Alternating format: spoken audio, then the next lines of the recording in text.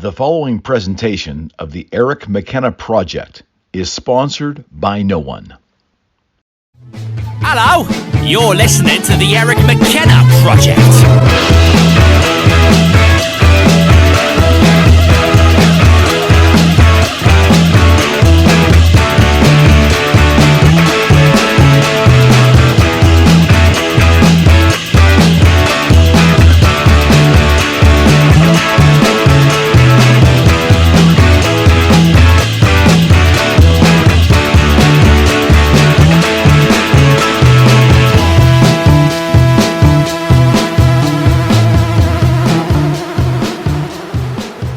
You sound great. Good. So as you know, I held off on coming, and then I decided I wanted to come back and talk. I told my wife, I think I'm gonna call Eric. I want to go back on the show. Oh, cool. And I was like, I just want to talk about a couple things. Yeah. And I wanted to do it with you because I like you, and I like the fact that you just let people talk, but I said I don't know if I can do this without crying. So I don't know. We'll see. We're gonna give it our best shot. I tell you what though, 2021 was just a very difficult year for me. Okay. It was just a very tough year. And so it was like, can I say something? Please. Most people that know you and know your temperament and the way you maneuver in life, the mechanics of your life from afar, that looks like that nothing ever bothers you. Really? You have that impression. Oh. Yeah. I mean, like I think you come across as a person that thinks a lot. Yes. Okay. Yeah. But I think the way you maneuver in life, I think the impression is that nothing ever bothers Dr. Brock. Yeah. And it's interesting because I do get that. People I've had people get angry with me and they'll say angry? Yeah, they're frustrated, they're angry because they think I'm presenting an unrealistic view of my life because they get the impression that things don't bother or that I'm at least not showing all sides of my life. Because I'm always kind of saying something that's supposed to be profound, right. or you know what I mean, that sort of thing. Yeah. But what I think people don't realize is it's the way I see the world. I don't see the benefit in always talking about what's wrong. Philosophy. Your philosophy. Yeah. I believe in let's make every attempt at doing it right, being good, being happy, focusing on joy and love. And that's what gets me through the rough times. It's not that there aren't rough times. It's that I've learned if I sat and talked about how bad it was all day, it would actually feel worse. Got it. Right? Because when you're, and don't get me wrong, there are times to sit and lick your wounds, and I did that for a year. You called me and said, "Hey, why don't you?" I said, "I can't do it right now. I'm licking my wounds." Yeah. But that rarely would I do that for any length of time. Right on. And the reason for that is I don't see that as helpful. Okay.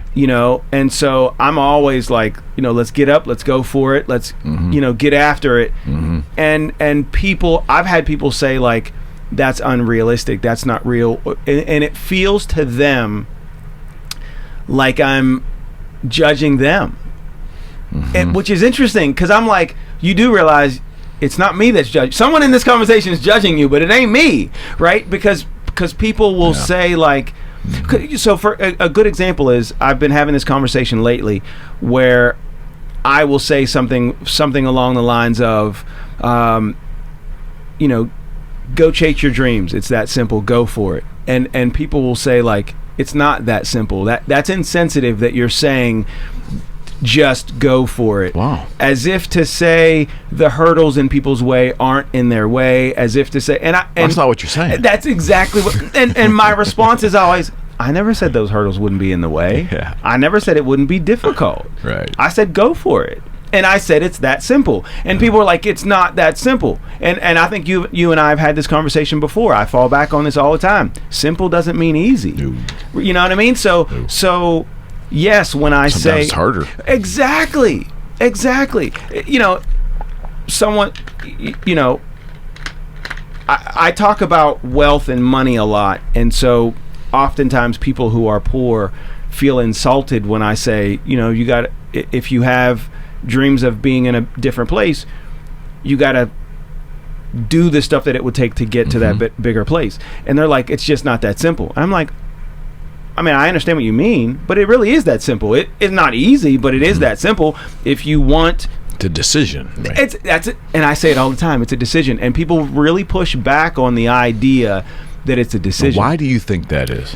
Because, and is that a newer phenomenon? No, this is classic Freud. This is like, if a person accepts that it's a decision to be successful, it's a decision to be happy, it's a decision to be wealthy, then that means, oh wait, if it's a decision and I haven't done it yet, then you're saying it's my fault. And they don't want to hear that. Yeah, they don't want that. They want to be able to say, I'm not in that place because of everything that's in front of me, all the obstacles that are in front of me. And here's the thing. Well, it's easier. Right. To blame it's much easier to blame the system, and particularly I'll get in trouble with my ultra liberal friends, particularly people of color. They'll it's very easy to say, racism or the system is designed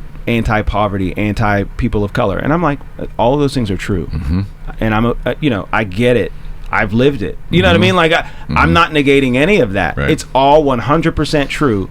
And it's still a decision you have to make. Right? Yeah. Because some journeys are harder than others. It's not right. And that's that's my point. Yeah. And I think that's why I like you so much is there are certain people that recognize and understand, yes, all the stuff that we say about the system is true. And you still have the ability and the right to overcome all of it if you want to. Yeah. And that doesn't mean it's going to be easy. It's very difficult for certain people. And I mean, if you grow up in some forest jungle somewhere in a third world country and your dream is to be, a Wall Street bigwig, then you've got a tough hill to climb. But if you want it, go get it. It's that, right? I mean, it's just that simple. I'm not saying it's easy. Right. I'm not saying there won't be a lot of hurdles, but I've jumped some hurdles in my life. So I'm like, you know what I mean? So I don't feel bad saying that. But what people struggle with is because of the way I communicate, they think I'm minimizing, because I'm literally matter of factly saying no, go for it, and they see in my face that it looks so simple, and it's like, you act like it's that easy, and I'm like, no, I'm not acting like it's easy at all. I'm not discussing how easy it is. I'm saying the decision is yours to make. If you want to move a mountain, you may need to buy a bulldozer, you may need to buy some dynamite, but you could probably move a mountain, right? Because people do it. It's been done. I've been through a tunnel, so that means mountains have been moved. You know what I mean? 100%. So 100%. That 100%. I think is the struggle for me is what I've learned in the last year is, so I've always had this experience of these weird interactions where I'm at odds with people. And I will... You? Yeah, it happens a lot. Wow. Okay, I didn't see that coming. Yeah. Okay. And so what I've learned... So here's what'll happen. Okay. I'll be talking, and, the way I talk the way I talk. I'm relatively articulate, and it's clear that I believe I'm right. Right? When I'm talking... you have conviction. Yeah, I speak with conviction. But that comes with experience and education, right? Right. And so I'm saying the things that I say... And what'll happen is I'll say something that seems insensitive. And then people are like, he's a jerk. Because I'm saying it with such conviction and confidence, and I seem to be oblivious to the fact that it could be hurtful to you.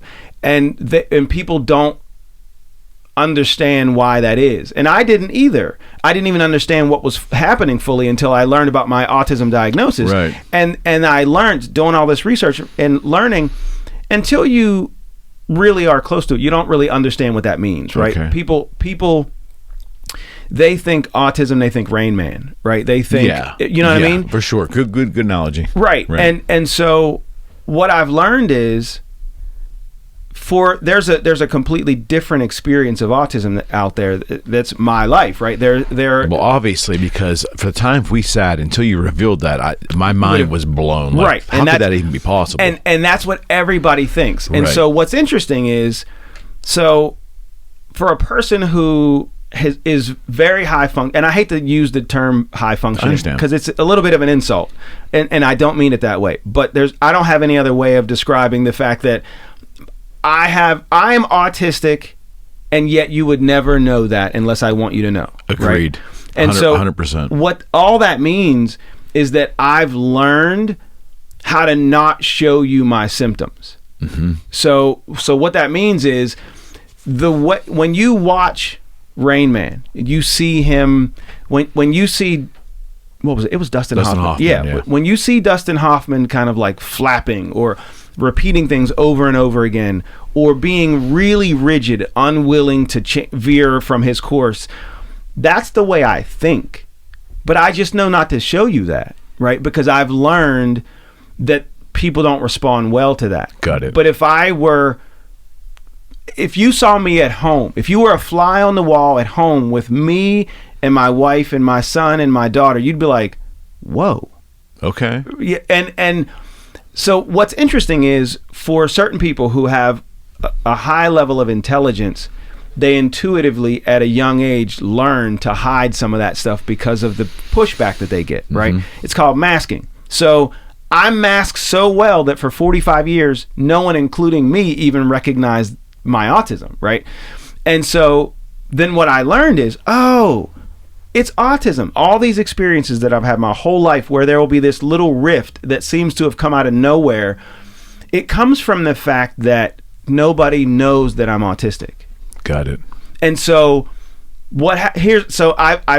and what's interesting is, because of what I chose to do for a living. So autistic people often become obsessed with something. Mm-hmm. I'm obsessed with understanding. So I went into psychology because I love understanding people. So it's a great way for me to use my brain to its advantage, to its best abilities, by going into a field that I'm obsessed with. I became really good at it, the whole bit, right? But what's interesting is, so now I'm literally picking apart my own experience as I go. And it's like this really, that's what the whole 2021 was, just me mind blown looking at, I see what's happening now. Okay. So what I learned is, so here's how this goes. Imagine for a second, you pick your favorite autistic character, Rain Man. My personal favorite is this show called Atypical. It's on right now. It might even be over, I don't remember, but I watch everything late, so you know what I mean. I barely ever watch anything, so right. But Sam on Atypical is my favorite autistic character, because he's very much like me. Okay. But it doesn't matter. Pick whoever you want as your favorite autistic character. Now imagine that person comes up to you and says, I don't really like that shirt, right? Or I'll go even further. They say like, hey, did you shave your mustache? I don't like it. Like something like that. What do you feel in that moment? Now, keep in mind, you're talking to Rain Man, right? Yeah. You don't feel angry with him because you understand. Of course. He's autistic. 100%. They do that. It's a thing. He doesn't mean what someone else might mean. Yeah. Okay? But now imagine somebody else comes up to you and you don't know that person is autistic, and they say, did you shave or something? I'm not really liking that. I don't like that. Right? You're going to be like, that dude's a jerk. Why would you say that to me? Right? And so for a chunk of the autistic population, that's the experience, right? I might say to you, hey, I'm not really into that shirt you're wearing, or I'm not blah, blah, blah. Or like, my wife will say to me, how do I look? Not really good, right? That's a common occurrence for me. Right. And so what happens is, I say something and I'm the autistic guy saying it, but nobody knows that I'm the autistic guy saying it. Exactly. Right? So they're saying, this guy's just a jerk. He doesn't care about people's feelings. He's insensitive. Got it. He's, blah, blah, blah. And then because my whole world is all about understanding, the fact that someone's misunderstanding me, it's like the most painful thing ever for me. I'm like, you don't understand the length to which I go to understand you, and you're telling me you can't accept that I didn't mean what you think I meant just now. So okay. It's like, and so to give you the perspective, my family of origin, I don't really talk to any of them because of this stuff. Okay. Because it's that damaging, and so you got 45 years of stories where someone thinks you were being insensitive. Got it. Right? Got it. You get 45 years of that, and then you say, hey, by the way, what we didn't know is that I'm autistic.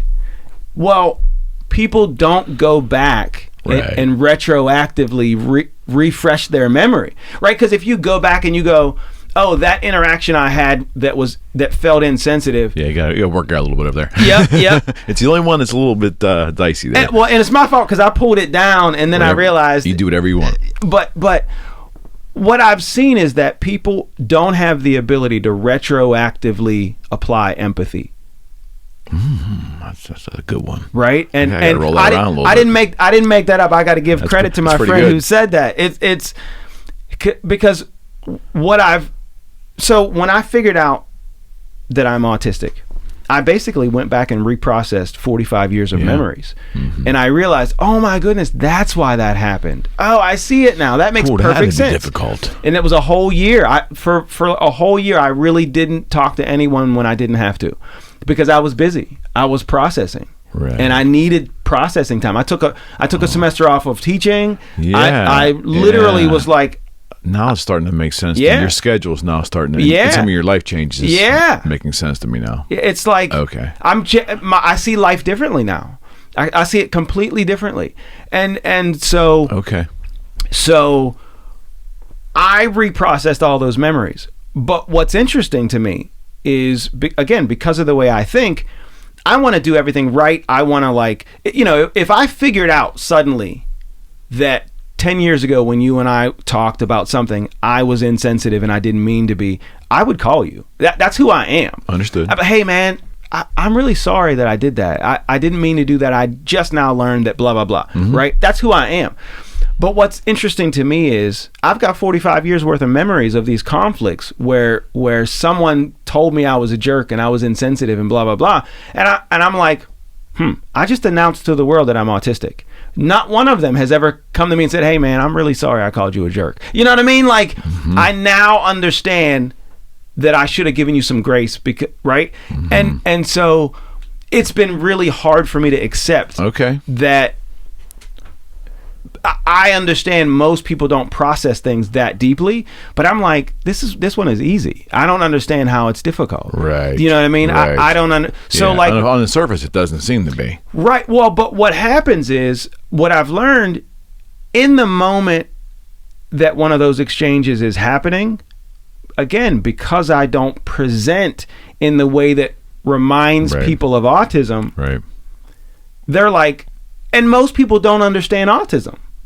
Most people don't even understand what that means. Got it. And so they're like, yes, he's autistic, and that's cool, and I feel for him on that. But this is just him being a jerk.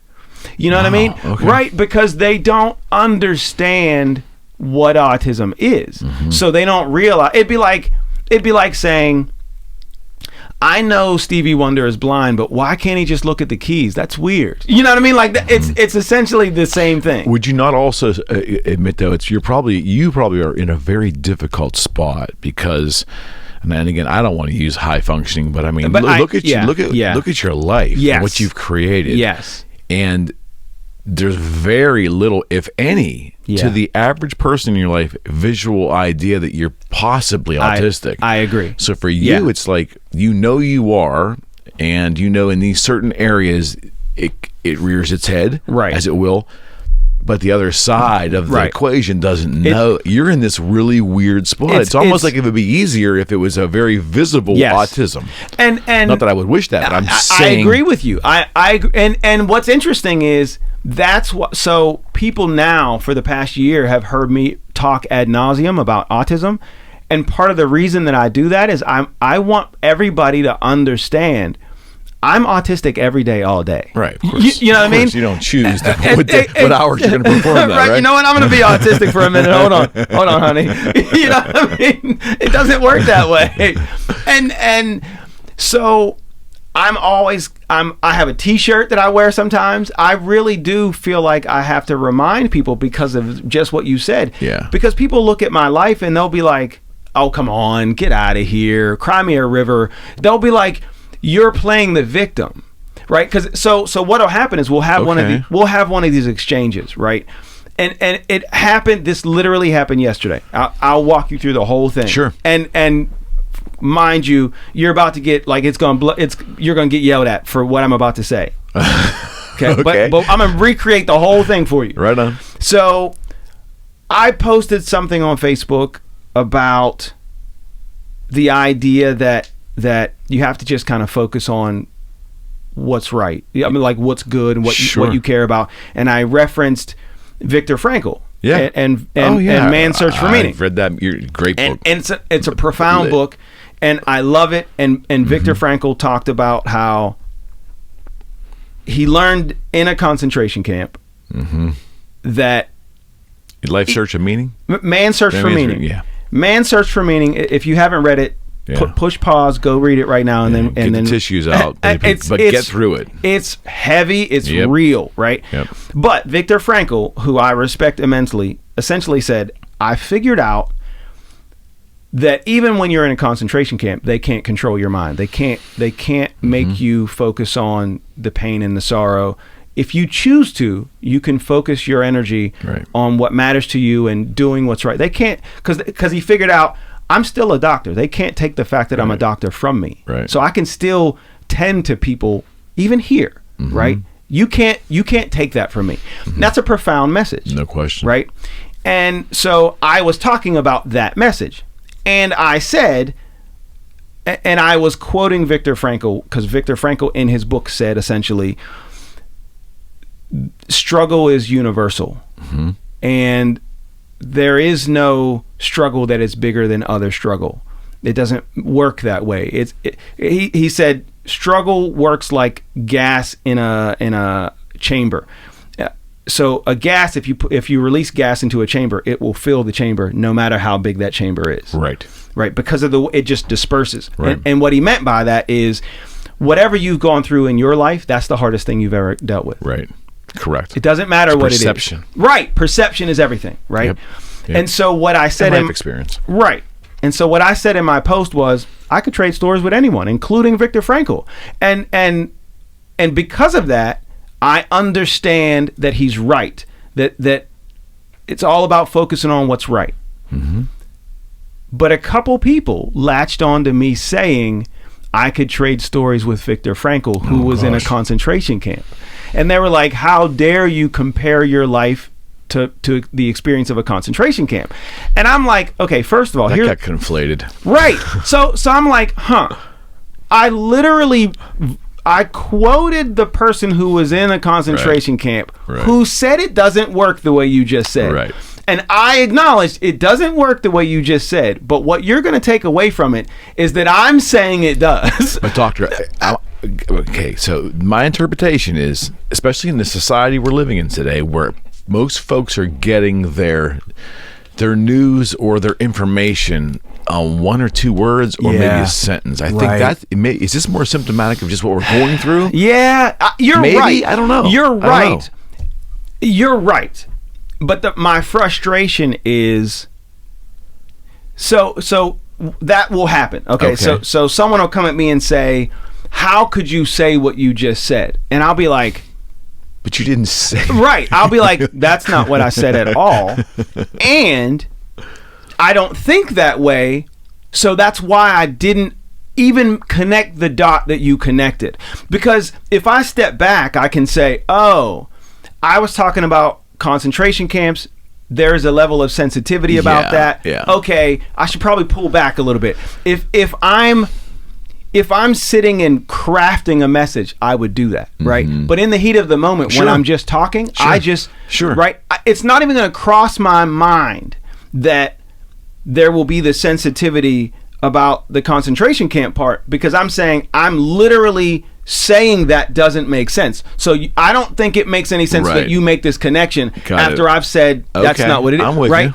I'm with you. But again, my mind is extremely logical, right?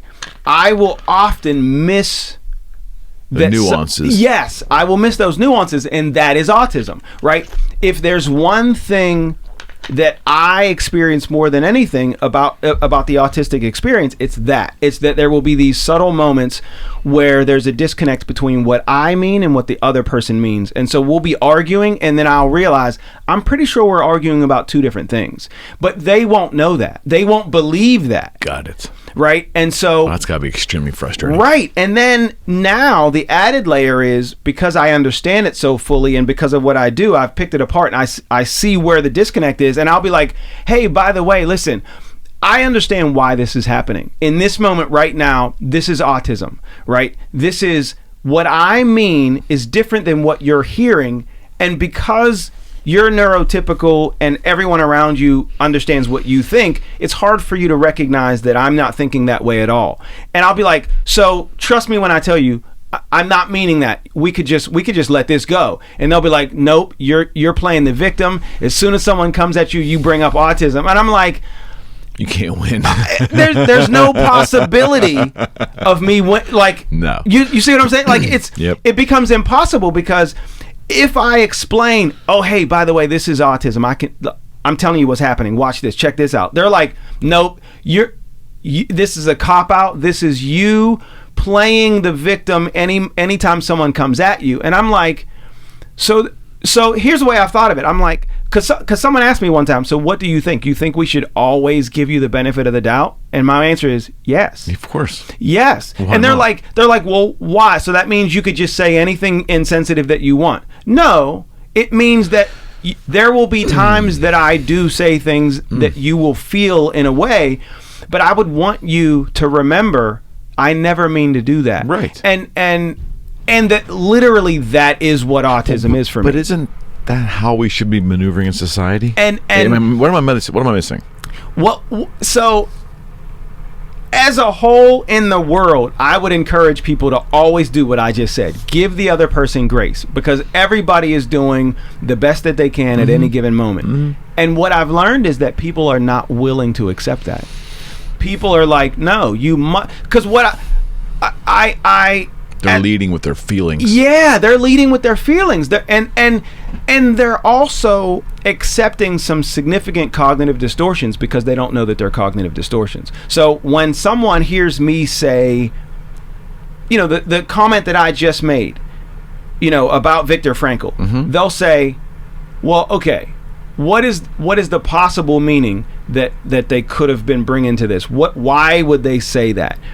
And if you assume for a second that all people understand all things, then the only reason a person would say something like that is they choose to say something a little edgy and insensitive. That's what you're going to come to. You're going to come to, oh, he's trying to be a little edgy and insensitive. He's pushing buttons on purpose. See, I didn't hear anything in your original statement. Maybe I'm insensitive then. I didn't hear anything in your original statement that I even gave me pause to pull back. Now, if I sat and contemplated in a conversation, maybe it could be interpreted that way, but my mind's not there. Well, and the reason your mind is not there is a couple things. One, you're going to give me the benefit of the doubt. We're friends, right? So well, yeah, if I had recognized that was insensitive, but the way you even said that wasn't really it wasn't offensive to me. Yeah, and so lots of people probably read it and were like, what happened? But then there were people who read it and were like, I get why they're mad. Yeah, that's probably you can't say that.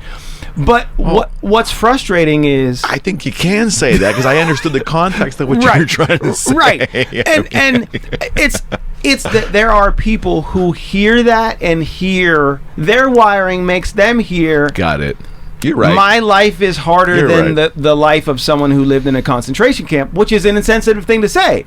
But here's the thing. That's not what I said. No, that's not what you said. You know what I mean? So is it the latter? Doctor, is it they're leading with their feelings, or do you think it's such a tough thing, because are we leading with our feelings more maybe than we ever have?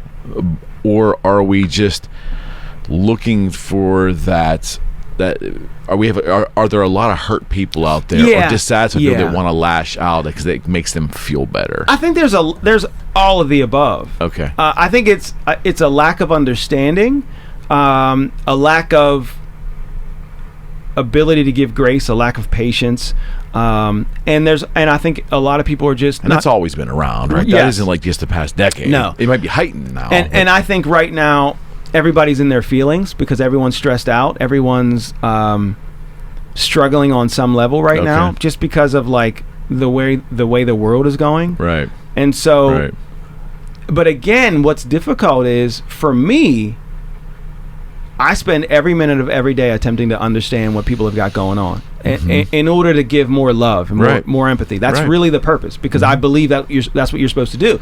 So then when people don't give it back, it hurts. Sure. It's like, are you kidding me? Yeah. You really thought me. Yeah. Like, you know what I mean? Like, I live my life in such a public way. Yeah. Yeah. Right? I'm like, you're serious that the best idea you came up with is that I don't have any empathy toward Jewish people? Really? Right. Right? Yeah. It's almost, I get it. There's like, how could they get that belief out of the example that you put of your life? That's my point.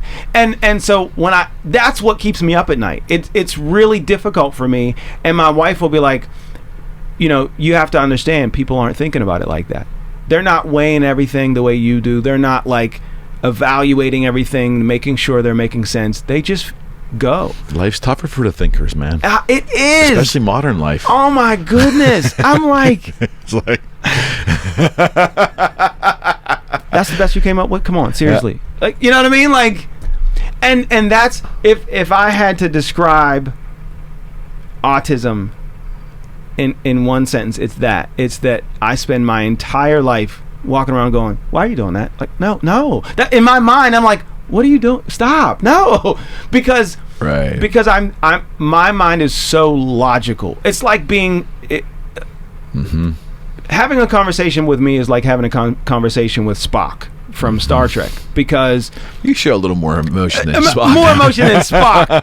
But my brain is always about, let's cut to the chase. Let's figure this out. You see the logical reasoning in the process in your brain. And it's natural and intuitive. And that cuts through feelings often. It does. That the average human doesn't want to go to. I've come to realize that those feelings will lead you astray an awful lot. And so, or delay. Yeah. And so in my decision making, I really do attempt to push my feelings aside and make sense. But people are like, no, you hurt my feelings. And this explains your affinity for music, especially jazz music, because that's the thing that the average person doesn't realize.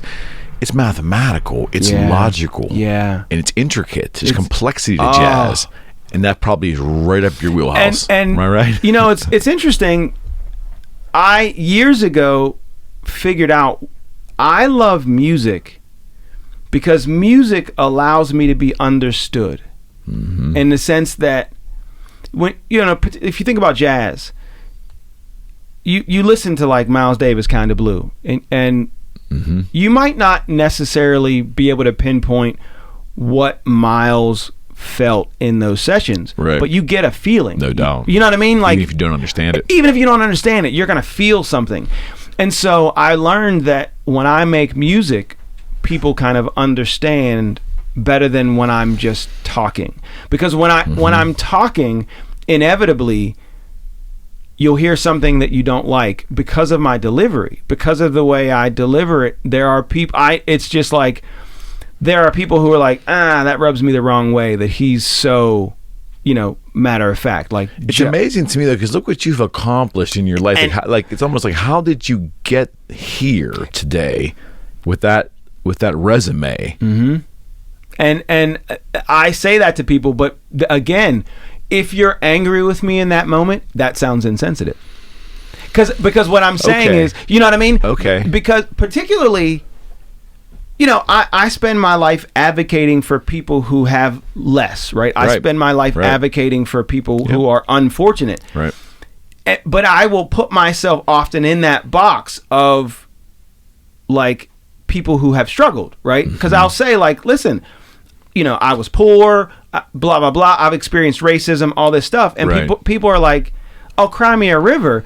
And so then whenever they see me being matter of fact, like, you just got to go do this, they're like, how dare you, and I will say, but you do understand that I did it, right? Like, I'm not making this up. I decided for myself in what year was that? Really, a couple different times, I decided for myself, I want a different life. And I literally got up and changed my life. Which is the most unbelievable message for any demographic of people. I mean, for everybody. Right. To change your, immediately change your state and then put a plan together to change your life. You can do it. Right. Right. Or at least you can admirably try with everything you have to do it. And so like, I think about my life. When I was 29, I was poor, on welfare, wife, 2 kids, struggling, on any given day. I could have my gas turned off, have my water turned off. Like, I distinctly remember, and even if you go back a couple years before that, I was so poor that there were days when I was like, I have no idea where I'll eat today. And I would have to, like, call a friend. I used to stop by my aunt's house and just, like, pick, and she knew, like, she would just leave the door open and I would pick up stuff at her house. So, like, I've struggled, you know what I mean? Like, I've been through it, but I remember distinctly when I was, I was like working this job in mental health and life sucked and it was awful. And I was figuring out, this is true story. I was seeing that things were running wrong. And so I pulled someone aside and I was like, here's what I think we should do. I think we're doing everything wrong, blah, blah, blah. And she said to me, if you only had a degree, people would listen to you. And that hurt me, right? It to the core, it hurt me. And I was like, I will never be talked to that way again. And I enrolled in school, went back. I had dropped out of college. So I went back to school and went for 10 years straight as an adult at 30 years old. Which is the hardest way to go. So. Right. Wife, 2 kids, struggling. I went for 10 years, went from being a college dropout to a doctor, right? And today, I'm doing pretty well, right? And so when I say to people, get up and do it, I'm not saying theoretically get up and do it. Right. I'm saying... This isn't a motivational speech for the sake of motivation. Exactly. I'm saying I recognize how difficult that is. That's a tall order for anyone. But I also lived it. So when I say it with confidence because I know it can be done. You don't have any tolerance for laziness, do you? Yeah, I have none. And people get... It's funny you said that because someone the other day got really mad when I said, like, lazy people. And someone was like, no, there are no lazy people. No, I know plenty of... See, that's what you're seeing in society a lot now, that viewpoint anyways. I know lots of lazy people. Yeah. And here's the thing. If you don't want more, cool. 100%. Good for you. But I know plenty of people who want more and just aren't willing to work hard enough to get it. Right. I know a lot of people like that. Right. And my definition is that's laziness. And what got them to that point? There are those are the Instagram folks. I say Instagram folks because they see what the result of hard work brings, and they want that, they want it, right? But they don't understand or want to understand or are willing to do what takes to get there. And people will push back and say no because there are real systemic obstacles in some people's way. But it can't be used as an excuse for lifetime. And maybe that's from a white person that probably is a ring-thong thing to say. But I'm telling you in the context of our conversation. And I it could be any excuse. And here's the thing, like, particularly, and I'll pick on black people because I'm allowed, right? Particularly when you talk to black people, they will say that, like, that's so insensitive. You can't say that because it's not that simple. Blah blah blah. Right. And I'm like, first of all, I never said it was. I never said it would be easy, right? I never said you won't face. But you lived that, though. Right? I will never tell you you'll not feel the obstacles of racism. I'll never tell you that the fact that you're poor won't get in the way. I'll never tell you that it won't be excruciating, that you won't cry, that you won't want to quit. You'll want. Listen, I distinctly remember sitting outside of I forget what the name of the building was at WVU, bawling, crying because I wanted to quit so bad. It was so hard. They were putting me through misery, right? And I was like, I want to quit so bad. But I remembered how proud my son was when I told him. And my son was like 4 or something when I said to him, I'm going to be a doctor one day. Yeah. And he was so proud, and he ran around and told everybody, my dad's going to be a doctor. My dad's going to be a doctor. And so when I'm sitting there on the floor crying, I'm like, but there's no option of quitting. That won't happen, right? You will not beat me. You know what I mean? Like, that just won't happen. And so people say like, yeah, but you're overlooking all the obstacles. No, I'm not.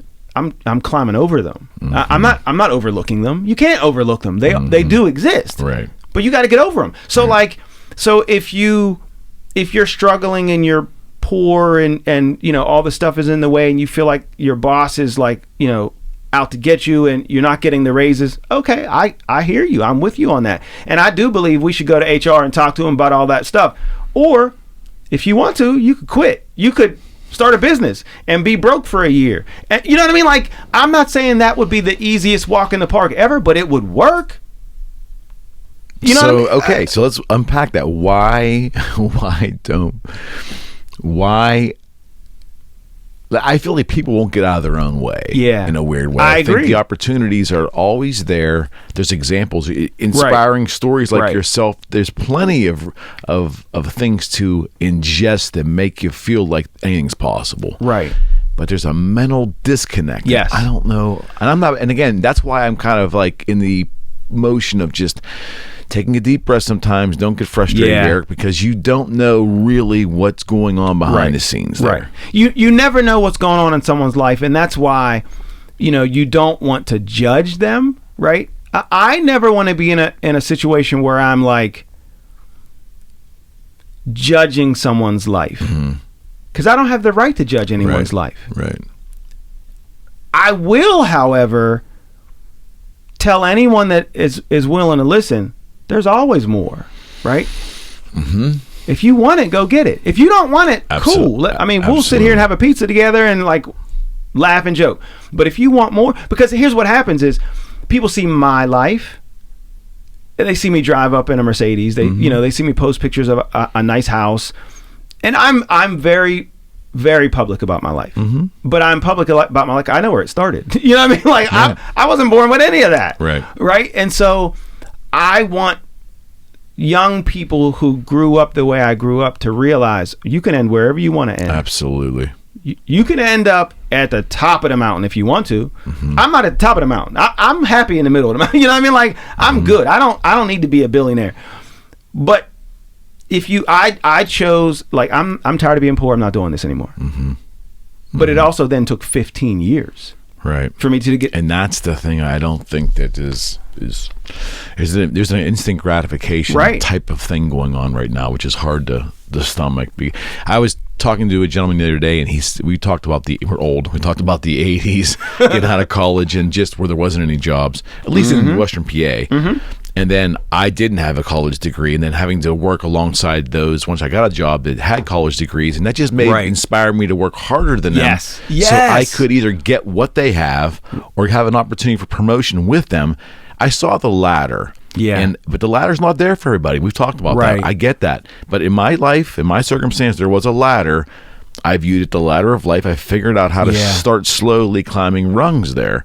And I think that when you do that, you experience levels of confidence and all that, and your life will just grow from there. But you can't. It's hard to articulate all that to somebody who just thinks the whole world's against them and they're not going to do anything. Yeah, and I think for a lot of people, it starts to feel impossible, right? Because their feelings get in the way.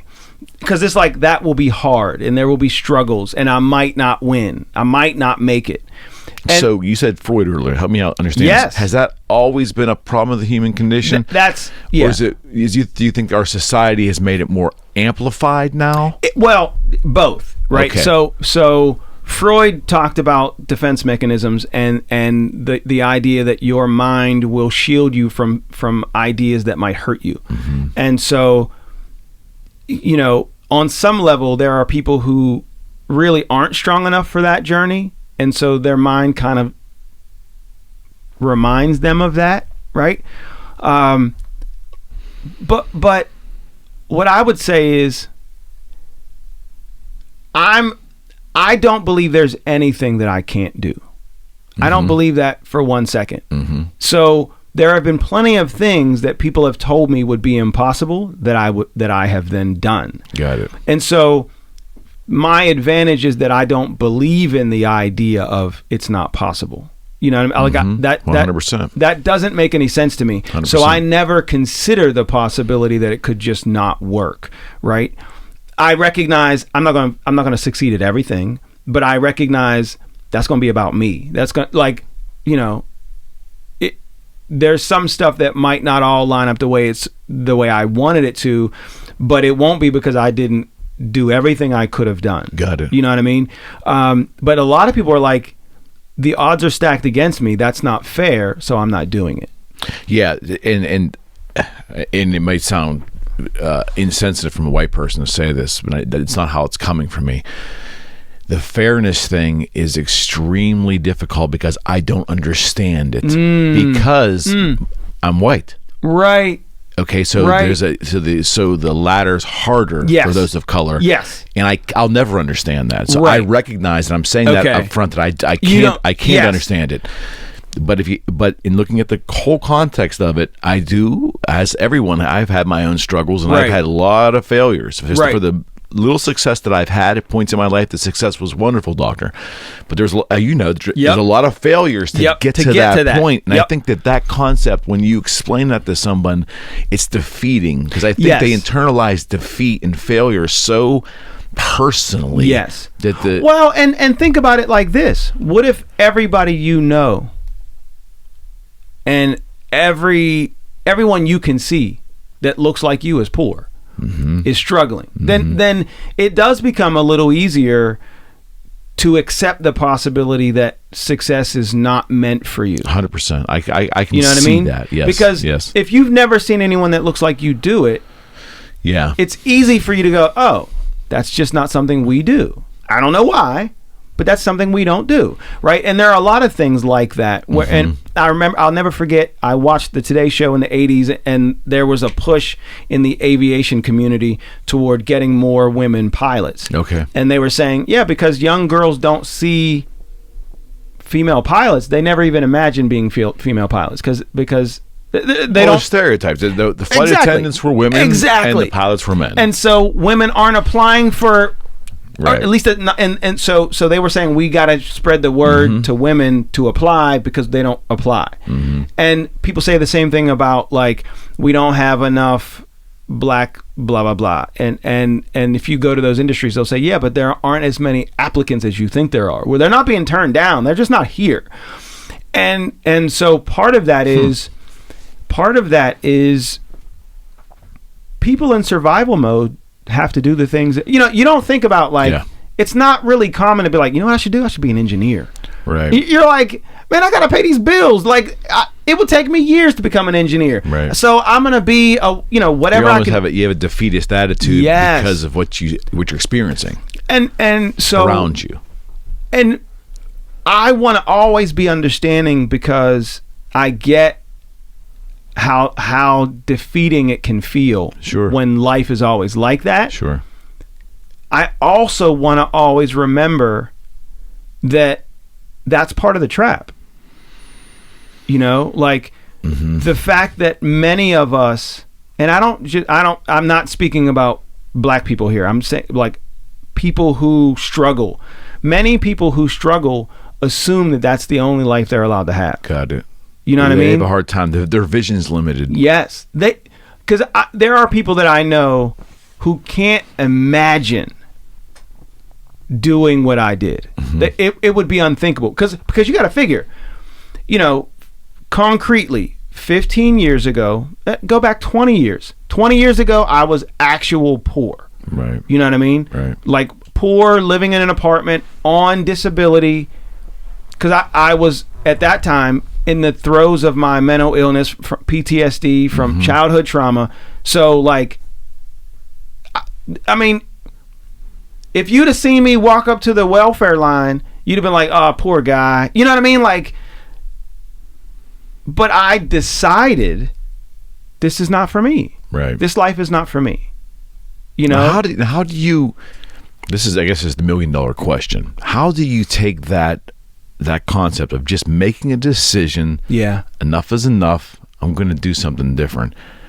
And whether it's excitement, fear, whatever involved with that at the moment, how do you package the beauty of that and sell that to someone who really needs it? Yeah, that's the $1 million question. You're right. How? Because people have asked me 1,000,000 times, like, how did you do that? And what I say is, in my opinion, autism saved me. Okay. Because my thinking is so black and white. Got it. Right? So the emotion was out of it. There was no emotion to it. I hated my life so much that I wanted to die. And at 21, 22, I attempted to end my life because I hated my life. But then I didn't die. And so that was a fluke. My mom came home, like she found me, took me to the hospital. But so then in my mind, well, if I'm not going to die, and that seems unkind, my mom would have been very upset, blah, blah, blah. Sure. So I was like, all right, fine. I won't die. And I'm not living this life. This sucks. So I'm changing my life. There's no other choice. I got to live a different life because I don't want this one. So theoretically, you were at your bottom. Yes, I was at I had reached rock bottom. The reason. I think it's like Jim Rohn, this business philosopher, used to talk about that everybody has that point where they find the reason it could be like the abused wife, who ends up turning her life around and runs a company and got rid of her abusive husband and all that. But she found her reason. At some point, you got to find that. Yep. Yeah, that is a spark. Something happens. Yep. And it doesn't have to be negative. It's just if you get to the point where I need to make a change of some kind. That spark that lights the fire, because now I feel light the fire. That's a good one. That's it. I feel unstoppable. I feel like if I decide to go for something, and I'm willing to put my all into it, I dare you to stop me. You know what I mean? Like, how do you package that? And I don't mean for sale, but how do you package that as a gift to someone who's struggling, who needs to understand that? It's almost, it's a combination of like, there's, in that decision there was hope, there was belief in yourself, there was some level of clarity because you knew where to take that first step, all of that. And then try to give that to someone who needs it. You know? Yeah. And what's interesting is when I talk about it in a very matter-of-fact way, and so people see that as arrogance. And what I think is lost is I don't think it would be logical to blame me for my success. I don't think that's logical. I recognize that I've done things that lots of people haven't done, and that's cool. But I don't believe that that's special. Right. What I believe it's attainable. Yes. That I just the only difference between me, you did it. Yeah. The difference between me and the average person, if anything, is that I don't entertain the idea of failing. Right. It's not an option. It's not an option for me. I don't think that way. Yeah. Right? Do it until it works. Do it until it works, or you decide you no longer want it. Like. Now, why is that such a hard concept? Because on the face of what you just said, that's pretty logical to me. Right. Right. But when the rubber hits the road, that's a very difficult thing because what happens is, like, so for example, I wanted to convert my practice. I have a counseling practice. Right. I'm a therapist. I decided I no longer want to do that.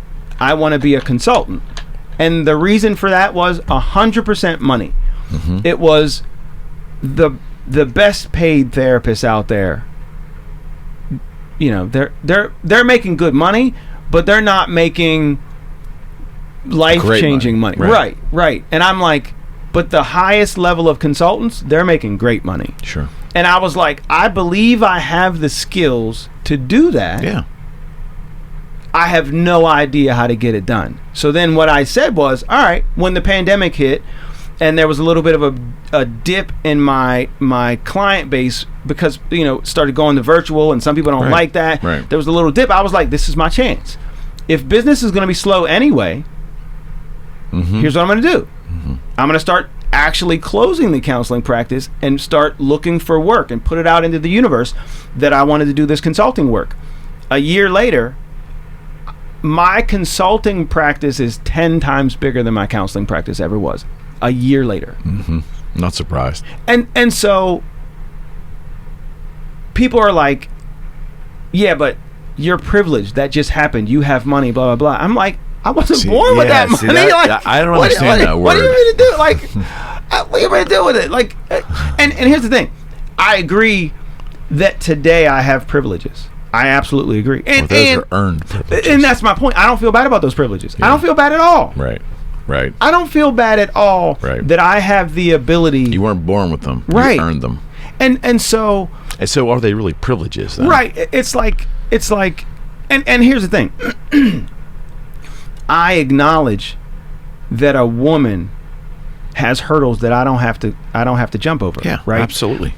I watch particularly black women treated in the workplace fundamentally differently, and it hurts my heart.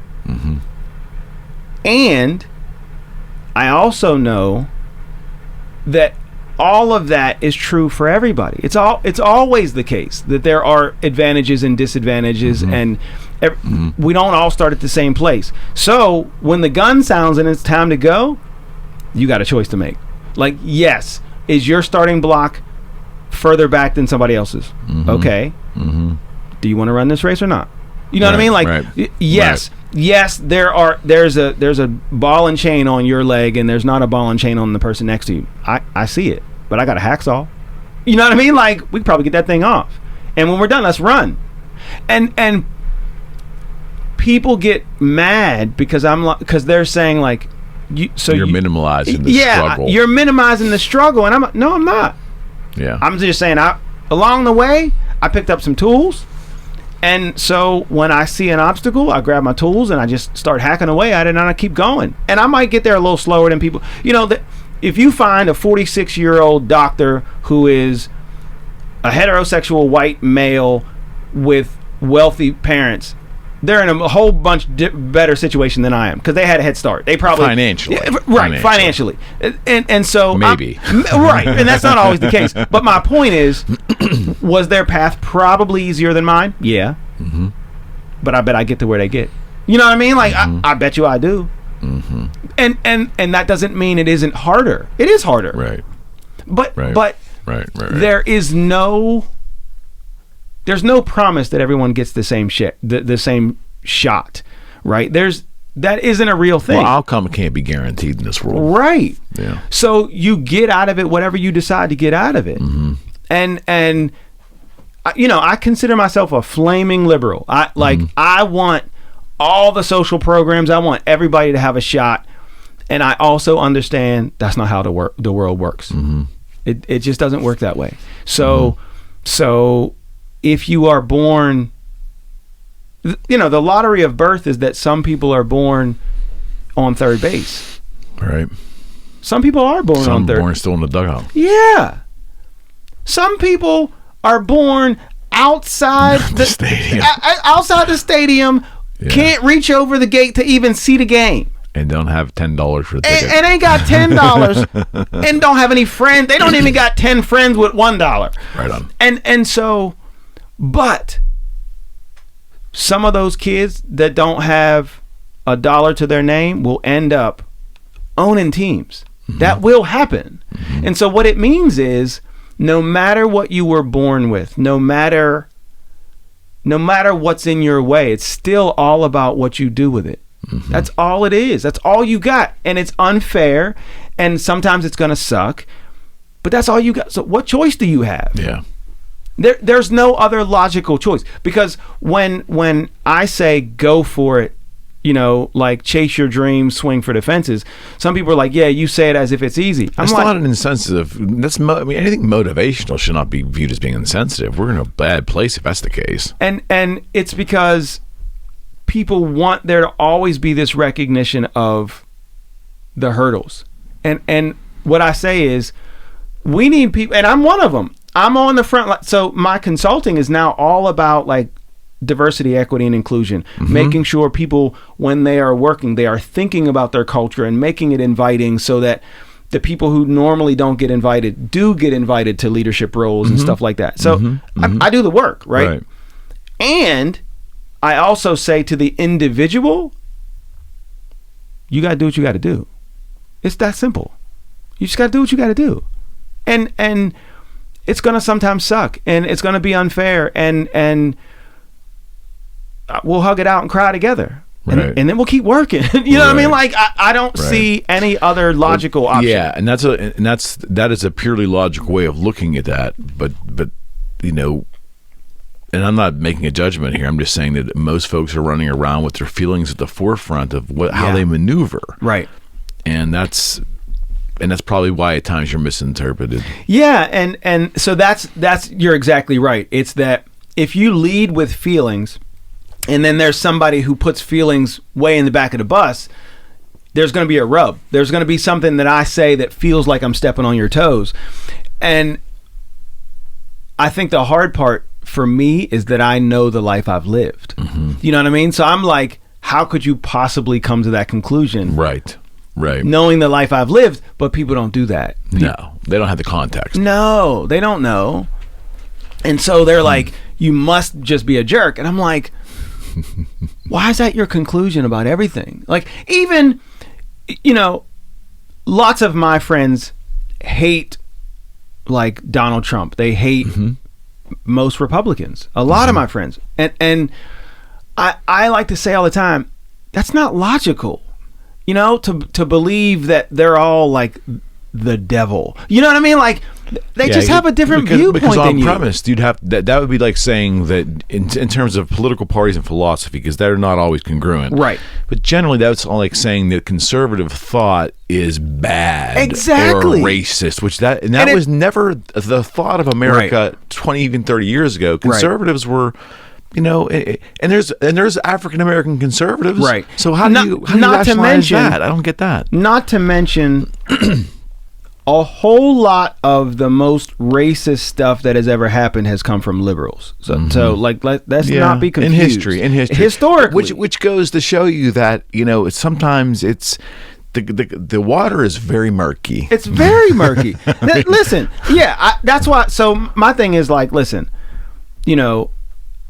I'm actually in agreement with conservatives about a lot of things, and I'm not willing to assume. You can't be labeled. I know you well enough to know now that, I mean, you say you're a liberal. I believe that you have liberal thought as a dominant part of your philosophical belief, but we've talked. There's a lot of moderate views. We and I connect in the middle a lot. In truth, I consider myself a moderate. Yeah, so do I. I consider myself in the middle.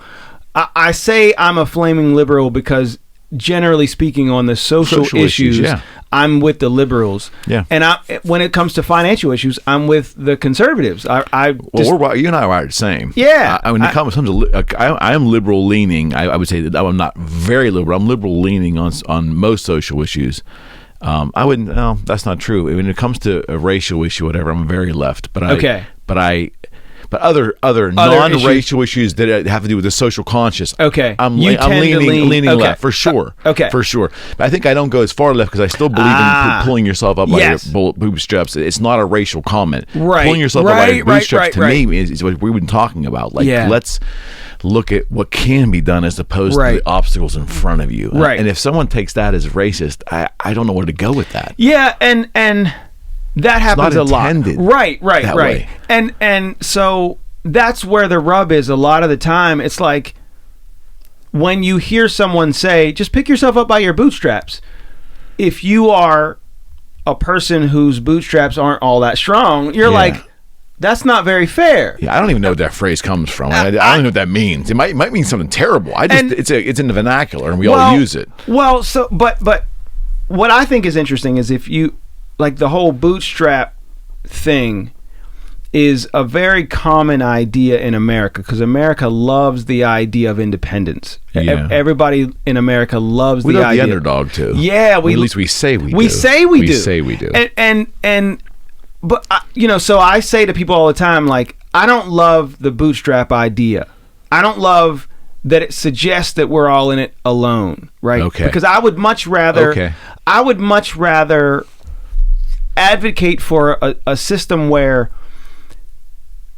we lean on each other, right? Because I know that I did the things that I did, but I also know a million instances where I wouldn't have been able to do it if it hadn't been for the little bit of aid that someone, you know what I mean? We have to be humble enough to realize that. I remember, 100%. When my career first started, I was getting jobs left and right that I wasn't qualified for, and it was because people saw how articulate I was, and they saw, I think people could identify, like, this guy has some energy.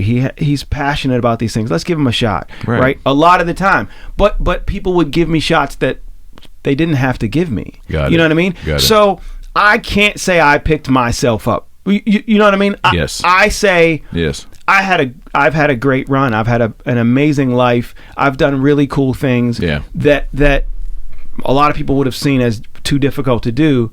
I didn't do it alone. That's not. It's, you know what I mean. And that's that part. And that's where I think the conservative message was always lost. It's like you can't be that naive or that you have to have enough humility to realize that we are all benefiting from the interaction with each other. Right.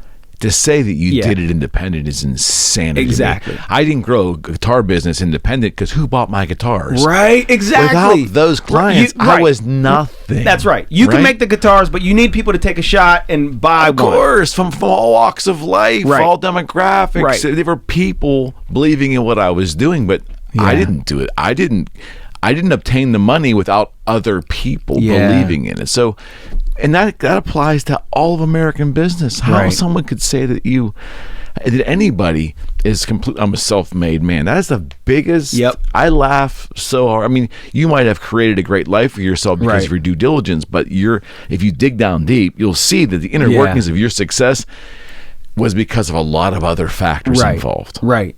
And then interestingly, the flip side is also equally distorted in the sense that there are people who believe that the whole like success thing is unattainable for certain people. So for example, I remember I got into a debate on Facebook because somebody said, hard work is a myth. It is not possible to become wealthy from hard work.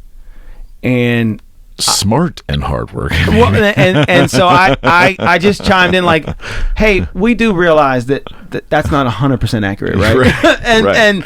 And then people just went nuts. Like, what are you talking about? Like, blah blah. Because what they believe is that America pushes this idea of hard work and that it's all you have to do is work hard and you'll be wealthy, and that is not true. It's true. It's not true that if you just work hard, that wouldn't be true on any planet. That's what I'm saying. Any country in the planet.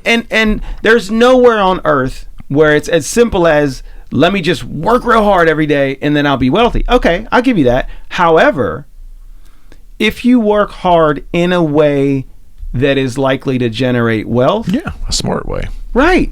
So in other words, so like they're like, so then they went on to say things like that's a myth, it's not true, like they use all their privilege to become wealthy, and it's not about hard work, and you working hard your whole life, you'll still be broke. And I'm like, okay, I hear what you're saying and I understand what you mean, but let's make this distinction. It's not impossible. Right. It's difficult. If they adopt that philosophy and maintain their whole life, they're never going to be where they are. And so then they're like, oh, this guy, he doesn't realize he's just as privileged. And that, see, now I can see where that pisses you off. Oh my goodness! So then I want to burn the place down. Based on your story, that's right. Yeah, that's right. Sure. Because I'm like, are you kidding? For your sure. Are you serious right now? Yeah. I climbed out of hell, and you want to tell me that I'm so privileged now that I don't get it? Yeah. Like, I did it. What do you mean? Yeah.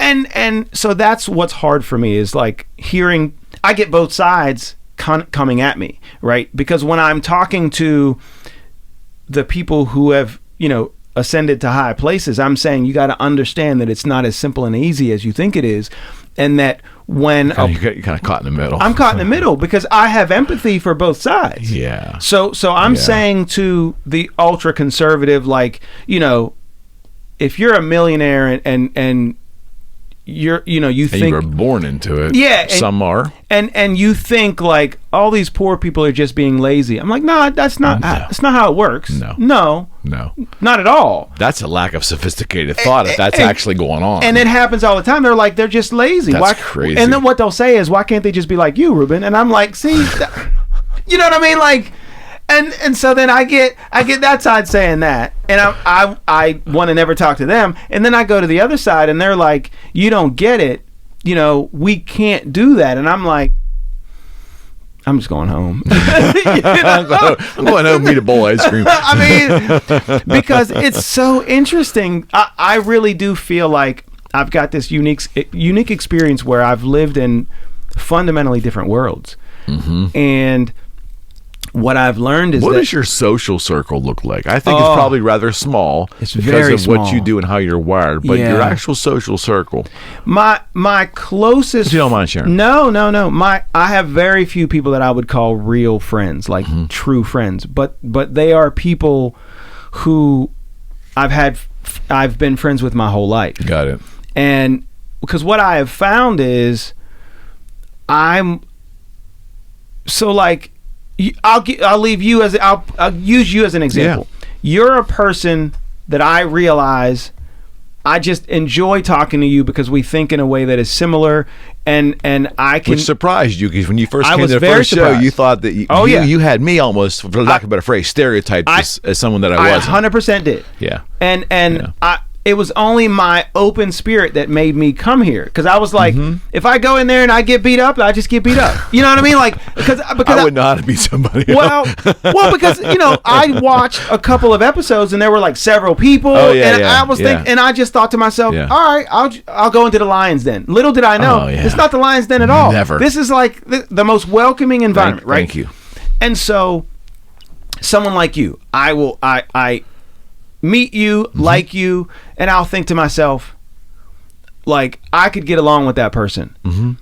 But I also know that it's very difficult for someone to be close to me, because the way what you see on Facebook, that's me 100% of the time. Yeah, I'm that deep all day, every day. Right on. And so a lot of people can't handle that. Now, before the autism diagnosis, did you understand that fully, or do you understand it better now? I understood how kind of deep I am. I understood how intense it is to be in connection with me. Okay. I didn't understand why. Okay.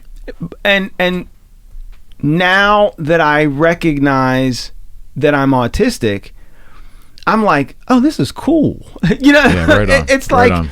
It's like, oh, I get now why it's sometimes difficult for people to connect with me, because a lot of people are like, listen, I get it, we had that deep conversation, but now I want to talk about basketball, and I'm like, I can't, because it doesn't feel important enough to me. Right. You know what I mean? Right. That's literally how I think. Okay. When I leave here, I will go home. Like last night, Friday night, 8:00, I'm at my computer reading journal articles. And it hit me. I was like, wait a minute.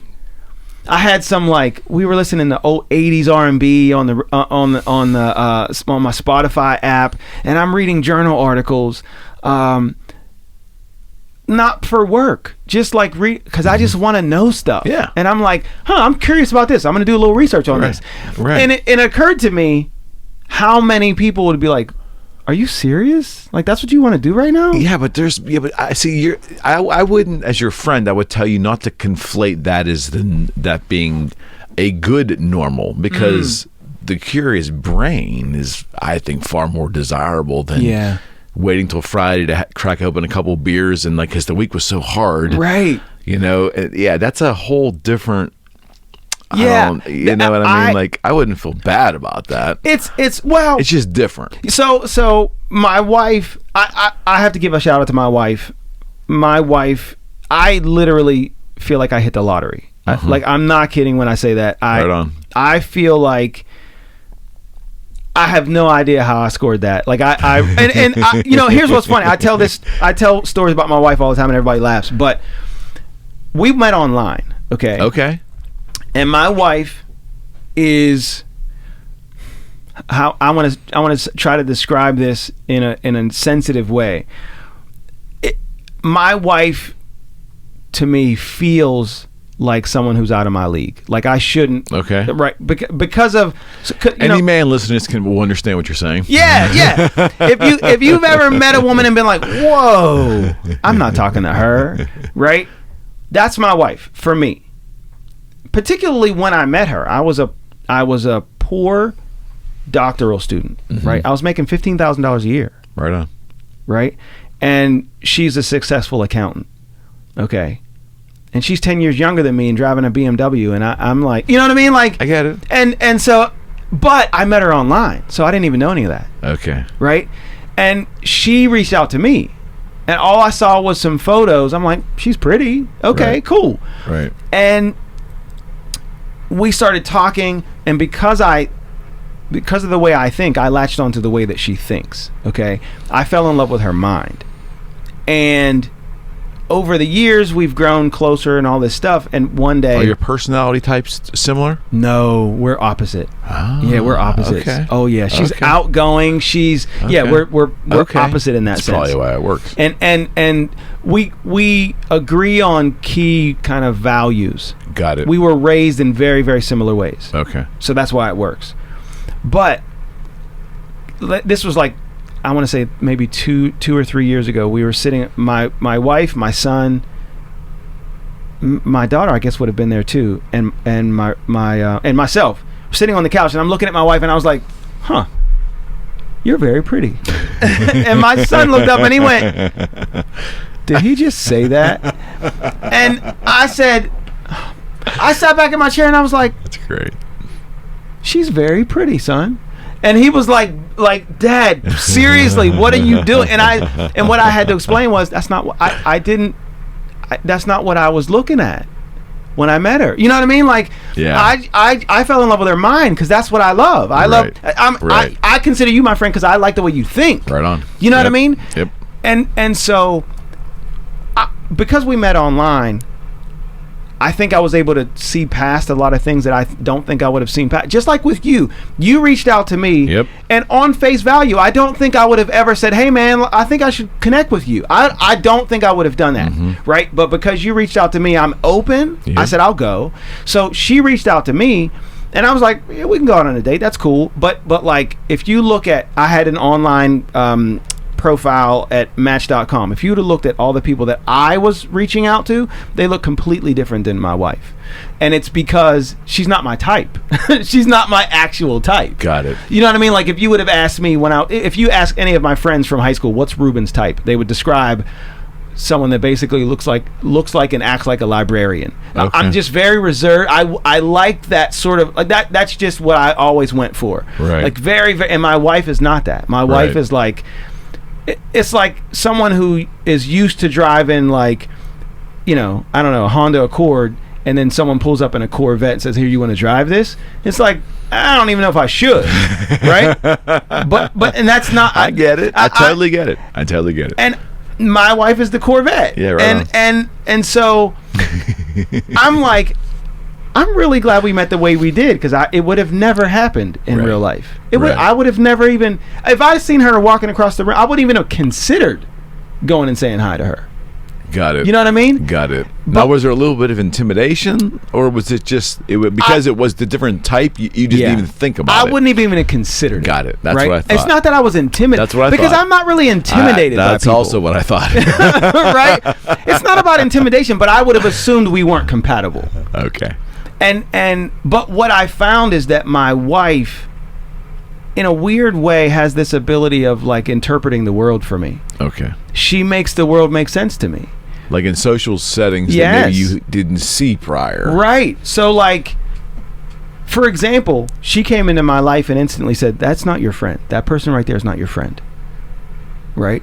Because again, if you look at books about autism, they'll say it's very difficult for an autistic person to understand when they're being taken advantage of, to understand when they're being made fun of, when they're, you know what I mean? It's very difficult for me to see that kind of stuff. Because I give everybody the benefit of the doubt at all times.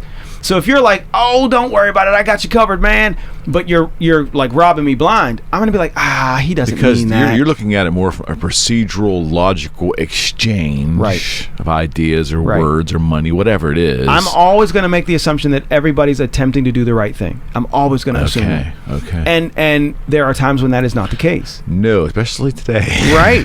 And so my wife has been the one that has said, that doesn't make any sense. You know that, right? Like, that's not cool. And so I've learned a lot about the world from her, because whereas other people thought like, this guy is oblivious, he doesn't get certain things, or he's being aloof, she has come to realize, no, he's genuinely not understanding some of this stuff. Got it. And if I just help him, he'll see it because he's a smart person. Got it. You know what I mean? Yeah. And so my career took off because all of a sudden there was somebody whispering in my ear, consider this, check that out, maybe try that. And so now all of a sudden I have business savvy that I never had before. You know what I mean? Got it. Because she's the truth in that world. Now you've been able to, or are you able to learn social norms and so forth? A lot of them. Adapt, I should say. Even though you fundamentally inside go, I don't know why that matters. Yep. It doesn't make any sense to me, but I know that in the world it does. Yes. I'm going to conform to that. And so that's masking. Okay. And so on some level, I would argue that any autistic person probably does that a little bit, unless they can't, right? And what I mean is, so when you look at Rain Man, when Tom Cruise might say, "Come on, we got to go," Rain Man's like, no, and he's like, flapping and because he can't let it go. He's unable, right? But the flip side of that is, so for example, I hate clutter, hate it. Like if you come home and how do you survive in this room? This actually doesn't. This feels intentional to me. So that everything's intentional, but there's a lot in here. There's a lot, but it doesn't feel like clutter because it makes sense. It's logical. If it makes sense, I can understand what you're going for. So I'm like, no, this is cool. Okay. But if it were like papers everywhere, and pencils and dirt on the floor and wrappers and things, I would be extremely uncomfortable. Got it. Okay. But I'm a new studio. We're moving, by the way. We're moving to Moon Township. I want to keep it the same vibe, Doc. But now that I know that, I got to make sure I keep everything kind of like orderly. That's right. But so I have that feeling, right? But like, if I've learned that in most settings, it will be very, very bad if you comment on like your discomfort about it, right? Because people will internalize it. Okay. So in other words, if I walk into your house and your house is cluttered, I absolutely am uncomfortable. I am, I can feel it. My heart is racing. My skin is because I want to clean up. I want to walk around and I'll get the vacuum out. But what people don't realize is that's not me judging you. Yeah. Right? You're making right. That's kind of your mind making right with the world. Right. So for example, like if you watch, here's what's funny. If you watch like episodes of my show on the Back Nine. The Back Nine. if you watch it closely, you'll notice little autistic moments. Okay. So like when I watch it, now that I know, when I watch it, I'm like, oh my goodness, I'm like the most autistic person I've ever seen, right? Because now you're hypersensitive. Yes. So what'll happen is I'll be like this. I can tell that this is a nick in your table, right? Oh, yeah. And that nick makes me want to go to like Lowe's. Oh, you go to Lowe's. I only put these goofy nails in it to keep it tied down until I figured out how to drill into the wood. That's but yeah, hilarious. So that's the wackiest thing in the room is the unprofessionalness of that. Oh, yeah, I just don't want it to move. That's all. And what's funny is I saw that and I was like, bother you? No, because I'm it like, bothers me.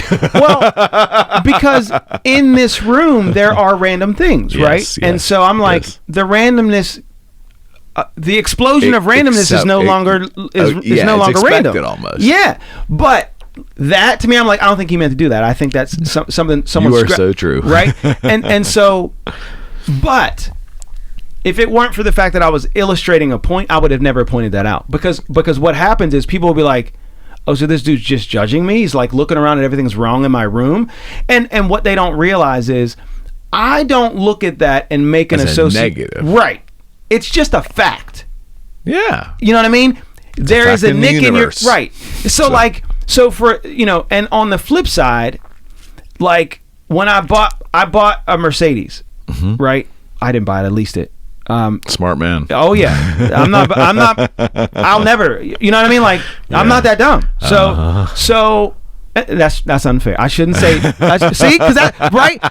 I knew what you meant. Right. It didn't bother me any. It is not. Because it would be a dumb move. It's not a smart financial decision to purchase a luxury vehicle brand new. Because the minute you drive it off the lot, you lost a ton of money. So I'll lease it. Plus, there's potential repair bills, all kinds of stuff, lease date, and all that stuff. So I'll pay for the option to have a nice car, absolutely, and have them maintain it. Yeah, I'm cool with that. Tax benefits too. Exactly. Particularly for a person in business and stuff like that. Of course. But when I show people my car, like I've put my car in several episodes of my show and stuff like that. Yeah. People are like, you like to show off. And I'm like, that's my actual car though. like you have the kid taken in front of an Instagram picture in front of someone else's car. Right. It's my car. And I love it. It's my dream car. When I was a little kid, I used to dream about driving a Mercedes. Yeah, and now, so I'm like, I'm very proud of that. I don't take any level of pride in that, in the sense that I didn't make it. Yeah. I'm not the manufacturer of it. You didn't design it. You know what I mean? Like, so when I show it to you and you say that's a nice car, I'm like, yeah, isn't it a nice car? Like, because we can both appreciate the fact that it's a nice car. But it's landing on the other side because of their insecurities and their hurt feelings that you are rubbing something in their face. That's exactly right. Which is like the world we live in, Doc. It's the world we live in. And so it's hard because for me it's very factual. Like, oh my goodness, it's so crazy.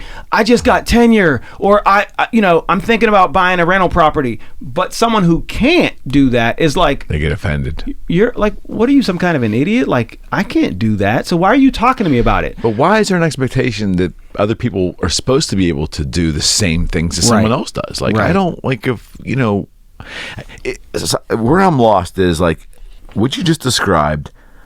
In my entire life, I have never felt, I can say this with all honesty, Doctor, in my entire life, I've never been offended by someone being happy with something they've done, acquired.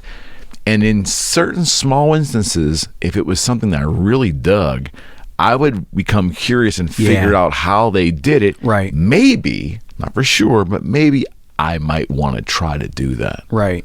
And learn from it. And I'll even go a step further. There are people that I look at and I'm like, man, that's amazing that they did that. Yeah. How they do that. Every day I see stuff. And I will, particularly if there's somebody doing something that I want to do, I'll feel that little, whatever that feeling is in my gut, like almost jealousy, like a little bit of like a, man, how'd they do that? Envy or something. I wish I could do that. Right. But what I do is, let me pick it apart. Of course. Right. Of course. Because I might be unable to do it today, but I bet you I figured it out for tomorrow.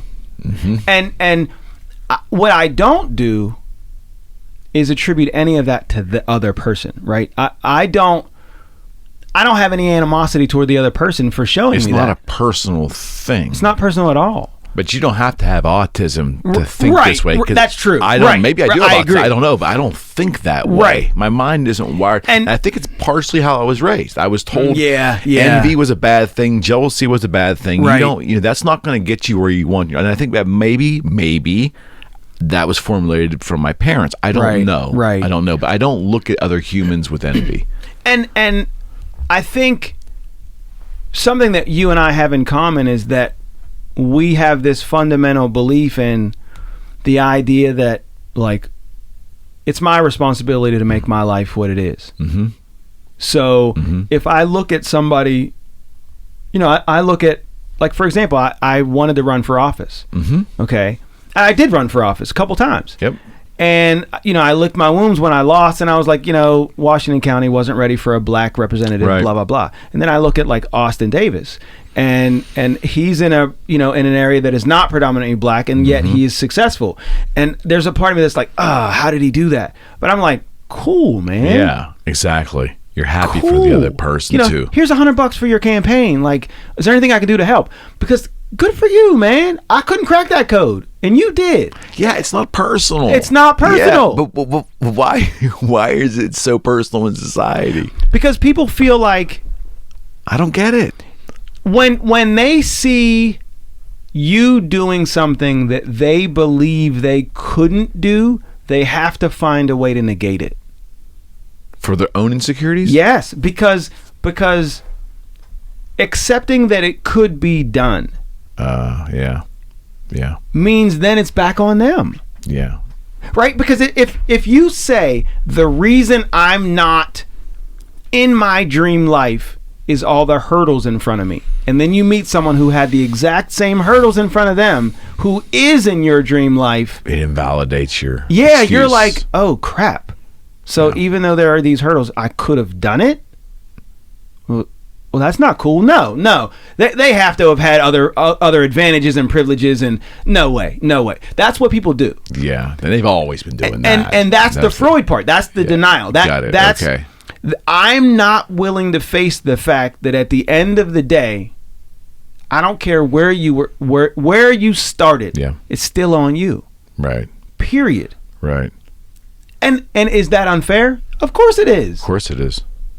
But fairness is like, I can remember being told when I was young, and I remember a lot of the motivational material I've read over the years and lectures I've listened to, it talks about the word fair, that life should be more fair, and we should work as a society to make things more fair. But the reality of life in general, in a lot of ways, it's not. And if you go your whole life using the fact that life isn't fair as an excuse, you're never going to progress anywhere. It won't help you. It's not a helpful concept. Yes, it's not a helpful I think people that say fairness is not relevant, because I used to be a person that looked pretty harshly on the word fairness until I really had a better understanding through our discussions. Yep. Now I recognize that fairness is certainly a component of society, and we need to try to improve on that. Right. We should.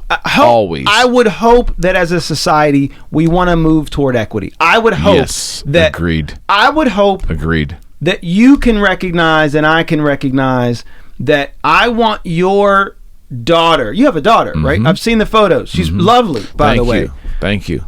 And every time I see one of my friends with a pretty daughter, I'm like, how'd that happen? Like, and I'm like, hey, I get it too. It wasn't my side of the genetics, that's for sure. I was like, blame their mother. Just blame their mother, right? But I would hope that you want my son to have the same advantages that your daughter does, and vice versa, right? 100%. And what that means is, when I build a business and I see that your daughter is applying, I hope I say, oh shoot, isn't that Eric's daughter? Like, yeah, get her in here. 100%. Like, we'll interview 100%. Her. We'll figure out a place. 100%. We'll make it work. Yep. I hope that's what we're working toward as a society. Do you think we've made progress in that regard? Do you? There's no question. Yeah, I think so. I think so. And so that's what's interesting to me. I've thought about this a lot, because the folks, many of the people who would say say that like we got to fight for diversity and equity and inclusion, all that stuff, they also look at me and say, no way, that you had a bunch of privileges and that's why you're where you are. Got it. And so I'm like, well, that doesn't make a ton of sense. Right. Because if you're fighting for that diversity and the equity and the inclusion, then what you're saying is you want there to be a scenario where somebody like me succeeds. But then whenever you see it happen, you negate it. Right? So it's like, I've seen some of that happen. You can't have it both ways. Yeah. You know, because if you see a wealthy black person, particularly when they have some conservative views, instantly you negate them and you say, like, well, you probably don't, but a very large portion of like my world, we've talked about this. You told me that. Yeah. Oh yeah. They'll be like, you know, you're a sellout. Like ostracized. They get ostracized, and so it's like, well, you can't have both, right? If you want there to be inclusion and you want there to be opportunities for everyone, then every now and again, someone who doesn't look like the norm will get the opportunity and will rise to the top. But isn't that the goal? And that's the goal, right? So then it's always funny to me when they're like, you don't get it because, you know, you have means and you're in this other position. I'm like, created the means. That's when someone says to me, as your friend, when someone would say that to you, that is, and I don't get insulted by anything, but that's an insulting statement. Right. You have means. You have privilege. No, you don't. Right. You as a black American, you have less privilege than white American. That's a given. And you created what you attained your lifestyle. Right. Right? I made that. Right. Well, I don't say I. The universe conspired to put me in a very good position. I get it. And what I would say is everyone has some advantages. Okay. Everyone. Yeah. Because everyone is unique. They got to realize it. That's right. The issue is not everyone recognizes what their gifts and advantages are. Okay. Right? So I realized when I was in the mental health field 25 years ago. I started 24 years ago, and a couple years in I realized at the bottom of the food chain I have no say. Mm-hmm. But I also realized, as a black male, if I got to the top level, I would be so rare that I'd basically get to write my own ticket. Mm-hmm. And I had there was advantages. That's with right. That. There are literal advantages to my skin color because of where I am and how rare that is. Right. So I have a set of skills and attributes that make me very marketable in valuable. In certain scenarios. Yeah. And all I did was put myself in that scenario. Absolutely. Right? So that probably doesn't land very well though. Oh, it absolutely does not. But it's the fact of the matter. I read the scene. And I said, wait a minute, at the bottom I'm going to get crapped on every day. Because the people that look like me at the bottom of the food chain, they get nothing but the scraps. Right? But imagine the top. And I was looking at like all these systems where they are basically clamoring for black and brown people to step up. I'm like, wait a minute. So if I could put myself in that pool, they just open up all these doors for you? Are you serious? Let's go. And did it take 10 years of schooling and poverty and struggle to get to that room? Yes. But now I'm in that room. Right? And I'm not joking. People leave messages about full-time jobs on my machine. I believe You know what I mean? Like, I believe it. I get it. I cannot say enough about what it did for me when I decided to go change my position. Right? People are like, everybody can't do that. All right.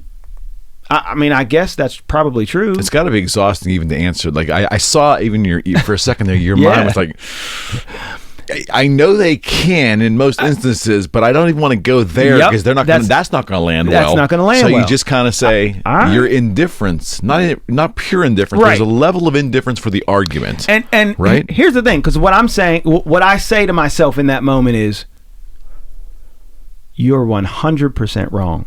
and you don't know it.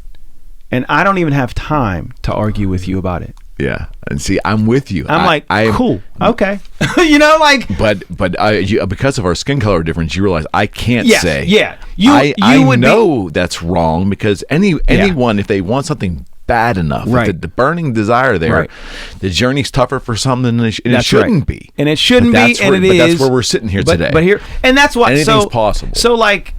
So when people, I always see in my circles people railing against capitalism, and I hate capitalism. I think it's a terrible idea. But I will see people equating having a lot of money or having any level, because I don't have a lot of money. I have a little bit of money. Mm-hmm. But people equate having money with being a capitalist, right? Like. Of course they do. It's a label. You know what I mean? Yeah. But they're like, you know, I'll see people saying like, you know, black capitalists aren't any better for us than the white capitalists. And I'm like, I really don't know what that means. Like, I don't understand what you're saying. How does the black community, let me ask you this. How does the black community, am I allowed to say that? Is that landing right? I don't care how it lands. You're cool with me. Go ahead. There's nothing coming from any, I'm just saying, black folks, how does black conservatives, let's say, in prominence, whether elected, whether Supreme Court, whatever, their position in life, media, why are they so ostracized? Because I've listened to some talk where there's nothing overtly racist in anything they're saying. So I don't know. They're not. Black folks in general aren't open to the concept of conservative values. So the problem is, in order to truly embrace conservatism, you have to really kind of, particularly in today's society, you almost have to let go of all of the social stuff, right? In other words, all of my socially liberal values probably wouldn't land super well with conservative black people. Like in other words, the idea that, like, for example, there should be social programs. Like I've benefited from government assistance at 2 major points in my life. I was on welfare, and I was given a fellowship to get my PhD.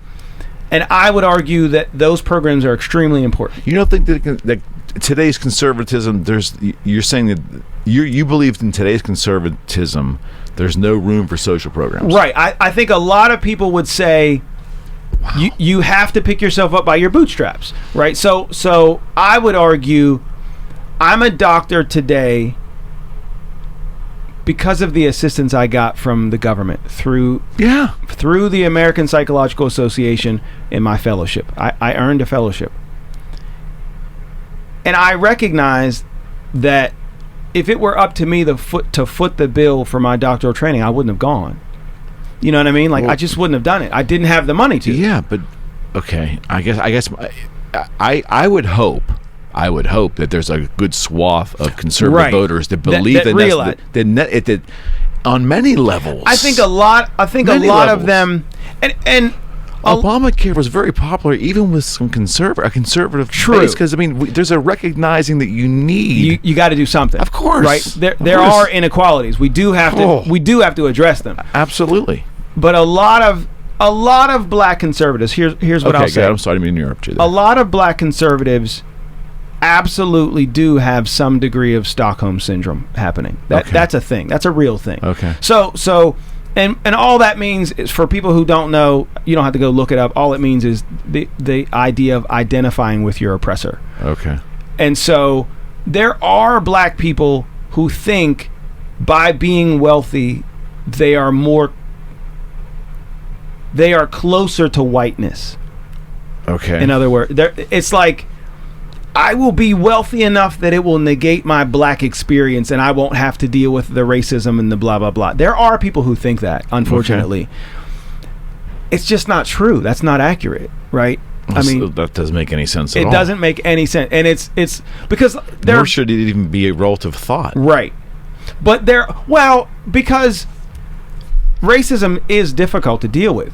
It's hard. It's hard to stomach. I see what you're saying. So it's part of the salve. So you're thinking like, how do I avoid that? Okay, I know what I'll do. If I go over there, they won't mess with me like that because I'll have all the stuff that they have. Well, that's not true, right? It doesn't work that way.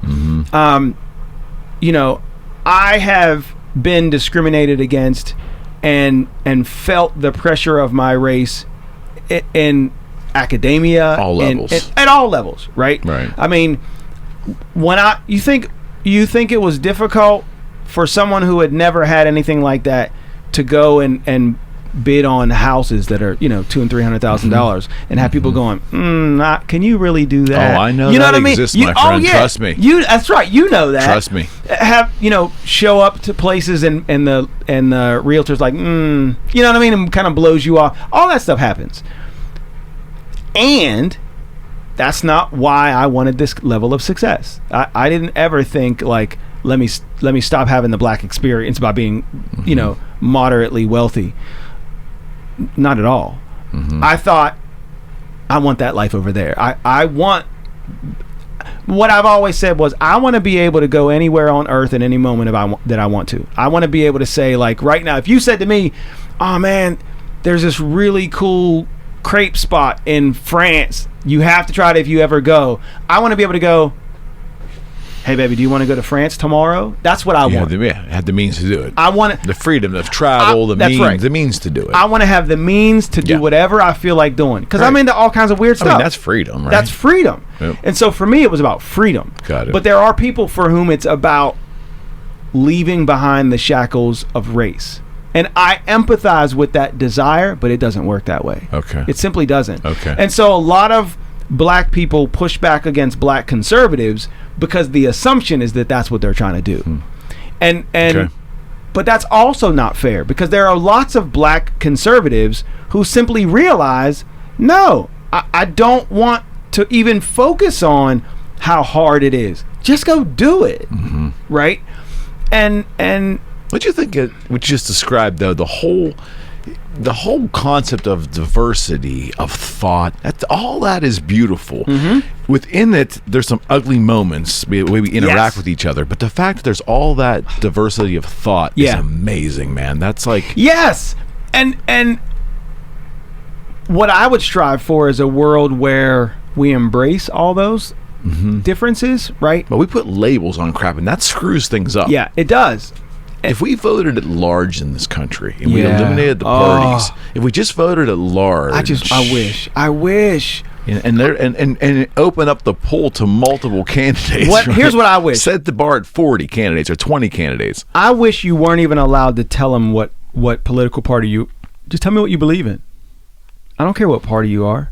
Tell me what you believe in. And no parties, man. Forget about parties, because I disagree with just as much Democratic stuff as I do Republican stuff. I can say the exact same thing. You and I are probably aligned on a lot. Yeah. And people are like, you know, Joe Biden on both sides. And I'm like, listen, folks, like, I don't get it, man. Like, relax. Everybody calm down. Like, is he the greatest thing since sliced bread? No. Is he the devil? I doubt it. You know? Give them, you know, let's see what happens. And a lot of people said the same thing about Donald Trump, and I'm like, okay, let's see what happens. I didn't like what happened. You know what I mean? Like, I don't think a lot of people did. What happened. But I don't believe in the idea that, and that corrected itself. Through the system. He's gone now. Right. Yeah. And no matter how much he talks, he's still gone, and he's not coming back. And so I wish for a world where we could all just stop worrying about like what side people are on. And just like, let's help everybody. And that's where my liberalism comes in, because I strongly desire. That shouldn't be a liberal belief point. That should be a human belief point. And so I've come to the conclusion. This is my philosophy of the world. And one day, I'm telling you, this is the truth. If I ever become like a super wealthy person, I'm just going to be out fixing stuff. You're going to be like, I'm going to be like Jimmy Carter. That's going to be my life. I've used I don't expect you to go back and listen to all the podcasts, but I have used that story. About, we just had a podcast where we were talking about uber wealth, and I said my friend Dr. Brock, if he gets to the point where he's really got uber wealth, he's going to pick a problem in society and make it his mission to fix it. And we talked about Bezos. Yes. that if he wanted to take Chicago and the Chicago metro area and eliminate poverty, he could do it. For, let's say, for a 30-year period, the guarantee for 30 years is he could put the infrastructure in place. There would be no one would want for food. He could solve some other issues, but he could fix that. Exactly. It's an example of something, and probably not even a blip on his radar. That's exactly my point. You know, and I think in our society the problem is that we haven't normalized that because we are so into individualism. The thought, just watching numbers go up. And so. My belief is, and so what I was getting at when I talked about people not liking super successful, black, there's a part of society that kind of pushes back if they hear those conservative, because I espouse some of those conservative ideas. Like, listen, of course, you just got to get up and do it. I do believe that. And people are like, "Oh, then you're out of touch with." They want a label. See, you're one or the other. We're not one or the other. And so what I wish for is that people recognized in our current system, the absolute best way to address these problems is to have a bunch of money to fix stuff with, because the fact of the matter is those inequalities do exist. And the only way that we address them is to fix the inequality. Yeah. Right? So you're upset. It's not happening through tax money. That's right. It's not going to happen through tax money simply because we don't all agree that we should do that. And that's okay. We don't have to agree. So the people who want to do it should do it. And that's the way I see it. So I'm like, I'm going to go make a bunch of money. Because I bet you there's going to be a day when you're like, he said he was going to do it. I have no doubt it's going to happen. You're going to be like, listen, I had the conversation, but he told me he was going to do it. I'm not surprised at all. They're going to be like, he's crazy. He's not crazy, I'm telling you. I know what he's doing. It is mind-boggling to me. And you said something, too, on our first or second show together. Okay. It was pretty profound. You said, I don't begrudge, like we were talking about Musk, I think, or maybe Bezos or Gates. One of them. And you said, one of them. And you said, look, I don't begrudge them their opportunity. Make as much as you can legally. Right. Do it. Don't hurt anybody. Right. He goes, I'm not going to judge you on your wealth building. Right. But how you spend it, I'm going to judge you. I'm judging that. You know what? I've like really come full circle on that now, because I'm looking at how do I say this? And this is a terrible thing to do because I'm dictating, I guess, how someone else should spend their money. But I question, do we need more rockets in space? Right. You know, I know electric cars will be good for I get it, maybe long term, maybe, I don't know. We still have to somehow mine I don't understand how electrical batteries are made. That's a whole thing on all that. But the point is, at some point in time, if you're gonna throw another $300 million into this new rocket, just because you like to watch it go, there's a vision there. Could that $300 million be put somewhere where there's an immediate benefit? And it got to be a balance, right? So for me, that's the rub. For me, it could be a balance. If there are people, and Jeff Bezos, Oprah, anyone who's in that the uber wealthy, any one of them at any moment could decide to fix Flint, Michigan's water system. Everybody in America talks about it. We've been talking about it for years, and ain't one of them decided to just go. You know what? How much would it cost? Here, like, I'm tired of hearing. Well, here's the thing: we got a Democratic. The Republicans weren't fixing it. Now the Democrats are in charge, and still not fixing it. Nobody cares. That's what I'm. Nobody cares. That's why I'm like, listen. Miss me with all that. Like it's the Republicans or no, it's not, because nobody's doing it. Nobody's fixing stuff. Yep. And that's why I came to my idea about what I want to do, is that I realized I don't care who's in office, they're still not fixing problems. The private sector could be doing more. Right.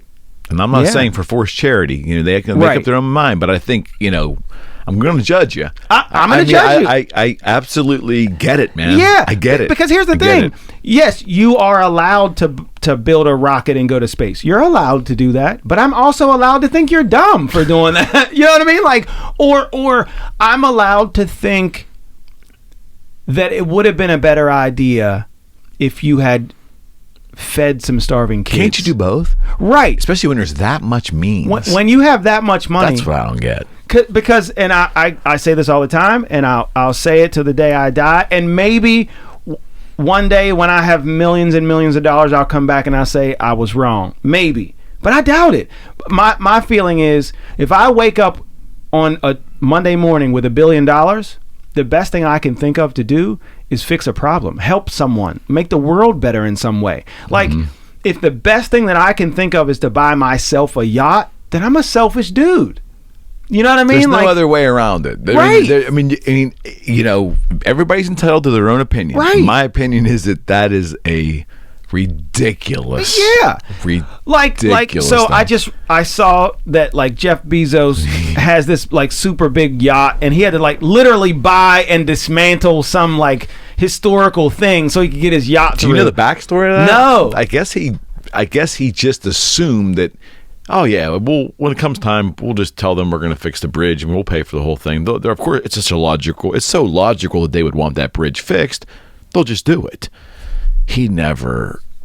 It was to me, that's a level of arrogance that is unbelievable. That you're going to get this boat built at a place that you knew you couldn't get out of, right? And you just assumed that your money, whatever that dollar value is going to be, they're going to. This government, you know, these people need to have this historical monument fixed, and I'll fix it. But making the assumption without vetting all that out ahead of time, that's where the arrogance is. It isn't the money. It's like the money isn't the problem. Not having all your ducks in a row in the beginning shows the assumption that you're so powerful that you don't need to worry about that, because it's going to happen, and so it's going to happen. So like for me now, and the rub is. Everyone has to decide for themselves where that line is. Sure. Right? Because someone could look at my life and say, well, you have an awful nice house and you have a nice car. You didn't need any of that stuff. You could be out helping people. And my thing is, first of all, I am out helping people. Yes, you are. But second of all, again, I don't begrudge anyone. Right. You said that from day one. You know, like, in my opinion, you should be allowed to have as much money as you think you need. Right? And for me, I want to get to the point where I've stacked enough money for myself and my wife to live out our lives and be free. In case anything happens. And just in case. And I want to have a little nest egg for my kids so that they don't launch and start from scratch. That's all I need. Right. And once I get past that number, I know that for me, that in my mind, like, I don't need to go past that number. And that number is very low. For me, $10 million, I can't imagine needing more than that. I just can't imagine why I would need more than that. I ain't there yet, so it doesn't matter.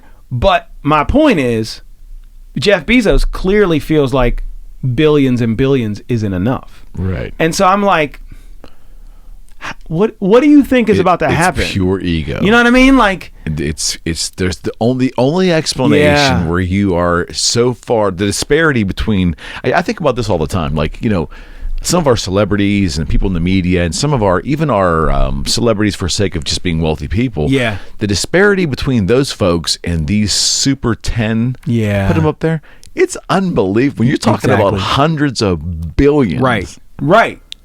There are countries that don't have that money. and so, like, that's what I say. If you have enough money that you and your children could never exhaust it, you've gotten carried away. You know what I mean? I mean, because what you're saying is, I value having money more than I value the humans that have nothing. Yeah, the human experience, human life. You can look at, you know, and like I said, it sounds like it sounds like we're being judgmental, but how can we not when, like, you also made a very cool comment last time we were here. You said that, did you say something like Bezos going from one of his homes to his office has to drive on the highway and see homeless people? He has to. And in every one of those instances, he's making a decision. I'm going to choose not to change that person's life, because he could easily get out, stop his car, get out, hand that person $250,000, and he will have fixed that problem. It's gone now. Right? I mean, so now this person is not only not poor, they're wealthy. Because in America, that's wealth. So no question. And Jeff Bezos wouldn't even notice it on his bank statement. You know what I mean? Like, that would not even be a blip. And my thing is, how do you not recognize how cool that would be? That's why, maybe that's why I'm not a billionaire, because I'd be out handing out money all day. You know what I mean? Like, what else would you do? Yeah, it's like it's. All right, and even if it isn't just a situation of giving someone $250,000, maybe go to that particular town and say, hey, there's these 30 people that I see them every day. These 30 people, I want to identify them and go help these 30 people let's figure it out. Could we buy one of these old office buildings and make it into a, you know what I mean? Like, we'll make real nice shelters where they're like, and I think these people use the excuse, I've heard it said that, well, that's government's responsibility. Well, you obviously are watching that it's not happening. And you are right. It can be interpreted as in some sections to be government's responsibility. Right. To some people it's not. But obviously, if you believe that you're that wealthy that it is the government's responsibility. Why aren't you're not interfacing with that at all? Like, it's not happening. Right. What are you doing? You didn't run for office. What are you talking about? That's my point. Right. So that's my point. And the conclusion I've come to is it can't possibly be that we expect the government to do it. That's not true. Right. Like, no one in America should actually believe that the government's about to fix these problems. Yeah, because there are things the government should be doing, and there's probably some things that you don't want the government involved with too. But ultimately, you see when you have systemic problems, they're not getting solved for hundreds of years. So I'm like, okay, so how many more hundreds of years you gonna wait? You know what I mean? Like, what's the plan? At some point, we have to accept. Oh, they're not going to do that. They're not coming. Yeah, how many decades have to go by before we don't get it? They ain't coming. The bridges are a great example. Infrastructure is a great example too. I mean, like, I think the infrastructure bill was packed with a lot of crazy pork that wasn't infrastructure. Right. But the infrastructure that is designated in there to wipe the whole bill out because you don't like little elements of it. Right. And the guy comes here and the bridge falls down. You can't make this. You can't make this. You can't make that up. You can't make that up. But what I say is, in my opinion, all we can do is attempt to approach life by saying, I'm going to do my part. And that's what I do every day, all day. I mean, if you've watched my life at all, you'll know that guy goes hard. Yep. You know what I mean? No like, doubt. You might not always love what I'm saying and doing, but there's never going to be any doubt that I'm putting my heart into everything. And it's always like something that helps people. Right. And my reasoning for that is that as long as I do that, I don't feel bad about what comes to me from it, right? I know I'm showing up the right way. I know I'm offering to make the world better. And have I found ways to do that are also relatively lucrative? Of course. Well, yeah, but of course. I don't understand why that makes no sense to you. Like, that shouldn't matter, right? I mean, you would want somebody to be successful, right, and be rewarded for their good turns, right? I'm hoping. I mean, because we live in a world where there are lots of people who never get their just reward, right? You know what I mean? My best friend's father, probably the hardest working person I've ever known, George Miller. He was a janitor. Worked hard he never missed work. You know what I mean? But he died poor. Because that's the way our world works. So I'm like, that's the system. That's the system. No doubt. And so if I say, oh, based on that, then let me put my hard work toward things that do have the opportunity to send something my way, because I want my kids to have nice things too. Right. So that's the decision I made. Yes, I don't understand the argument against it, but what I've learned is that a lot of people resent that. It's like, if you figured out a way to crack the code, they're mad because they haven't cracked the code. You know what I mean? It's like, well, that's not cool. That's not right. And why do you act like you could just crack the code like that? I didn't say I could just crack the code. You know what I mean? Like, that was by no means easy, right? Why are we letting other people's success piss us off? People get in their feelings, I think. I really do. I think people just get in their feelings. Like if you did it and I didn't, then that means you're looking down on me. No, that means you're looking down on you. Like, I'm not even looking at you. I'm too busy over here to worry about what you're doing. Have you seen my schedule? But I tell you what, man, I appreciate coming here because I always feel like I'm allowed to just go for it. I feel like that's what I want you to do. Because I said like I want to have some conversations. I want to talk about some of this stuff, and some of this stuff I would get crucified if I said it in my platform, because people feel like I've carved out a niche where I'm advocating for people all the time, and so some of this stuff, when I say this stuff, it feels like some people feel like I'm diminishing people's struggle. That's not what it is at all. Yeah, right on. It's that I want to tell that poor kid that feels like there's no hope. I'm telling you, there's hope, man. You got this. And you got such a good story. Like, why would that's an inspiring story. So why would you not you, why would others not want to be exposed to that? Right. Why look at that with consternation and envy and anger? It's just silly to me. And so what I've learned is I get both. I get people who are like, you inspire me, thank you so much for being so vocal. I would imagine, sure. And I get that a lot, and I love that. I appreciate it, and I thank everyone who ever reaches out to me like that. But I also get the people who are like, who do you think you are? Yeah. And I'm like, those are hurt people, don't you think, already? I mean, absolutely. There's no question that they're hurt, because there will be no reason to say that otherwise. You know what I mean? Like, I read somewhere, and I forget who it was, somebody famous. I saw this quote that said, "You'll never be put down by someone who's doing better than you." Yeah, it's true. Because they won't need to. Yeah. You know what I mean? Like, matter of fact, if you're ever going to get good comments, it's usually from those folks saying, man, that was awesome. I saw what you did. Exactly. Go for it, right? Exactly. They get it. They get it. And it's the other side. It's the people who haven't been there yet who are like, oh. And it's like, no, you don't understand. Like, it wasn't easy. I agree with you. It's difficult. But I'll show you the way if you want it. I got no secrets. There's so much amazing creativity, and there's no, like, what I've learned from this show, and whether it's thought creativity and interviewing people that are creatives, right? It's amazing to me that there's, regardless of what society has pushed for decades or centuries, there's no demographic line of differentiation. Creativity is a human experience, right?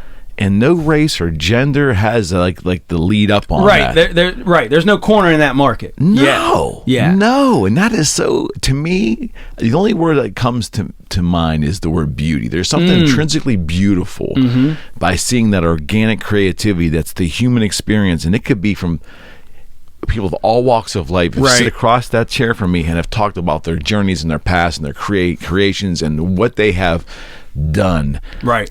Saying they pulled themselves from their bootstraps is a ridiculous way of talking about it, but I'm saying that they've created lives for themselves based upon their own volition. Right. Yes, they use the system appropriately to get help from others. Right. We all do. Right. No one is an island. Right. But that's a beautiful thing to experience, and this show's enabled me to do that. Yes. It's amazing. And what I would say is, for me, my experience is something that I'm extremely proud of. You know, certainly. I'm particularly after what I learned a year and a half ago or whatever. Right.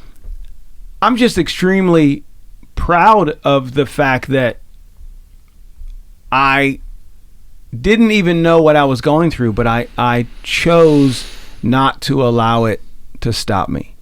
Because it doesn't mean that it wasn't difficult. It doesn't mean that I didn't feel that stuff. It's not that it never occurred to me to quit. It's that I was never willing to quit. Right. And so I'm very proud of that. And that doesn't mean that I'm judging the people who haven't. But see, you shouldn't even have to say that next thing. Right? You should just say, I'm proud of that, and then that should stand on its own. Its own. In society, you have to preface it. I have to give the caveat that I don't judge the people who haven't succeeded yet, who did quit. I have nothing but love and empathy for those people. Right. And I'm also extremely proud of the fact that I did what you know what I mean? Like, I don't understand why those things seem like opposites. I don't get it either. Because they're not opposite. I don't get it but either. I tell you what, I told my wife, I promise I'm not going to stay forever. No. We're gonna wrap it up here. I just wanted to let you know how much these conversations mean to me personally. I appreciate it. I enjoy this. Yeah. And the shows are extremely well received, Doctor. So I mean, well, when you told me after the first one, like, I'd like for you to kind of become a regular, I was like, I wonder what that'll be like. But now I'm like, no, I love it. I would love it even more regular if you're game. I went soon as so like I said recently, my consulting career kind of blew up, and so I'm trying to get my bearings. Sure. As far as scheduling is concerned, I'll keep badgering, and you just tell me when you have the time. Yes, I absolutely will, and I really want you to know, I think it's cool what you're doing. Thank you.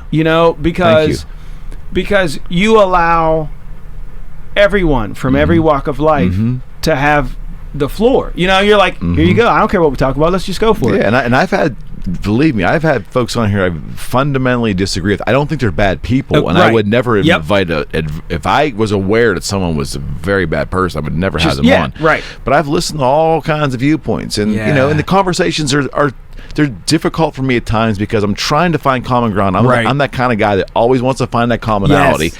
And if the guest gives it up to me, it's easy. Right. If they don't, I'm kind of like, I'm working my way through it. Yeah. But I think that it's good to hear all viewpoints. Right.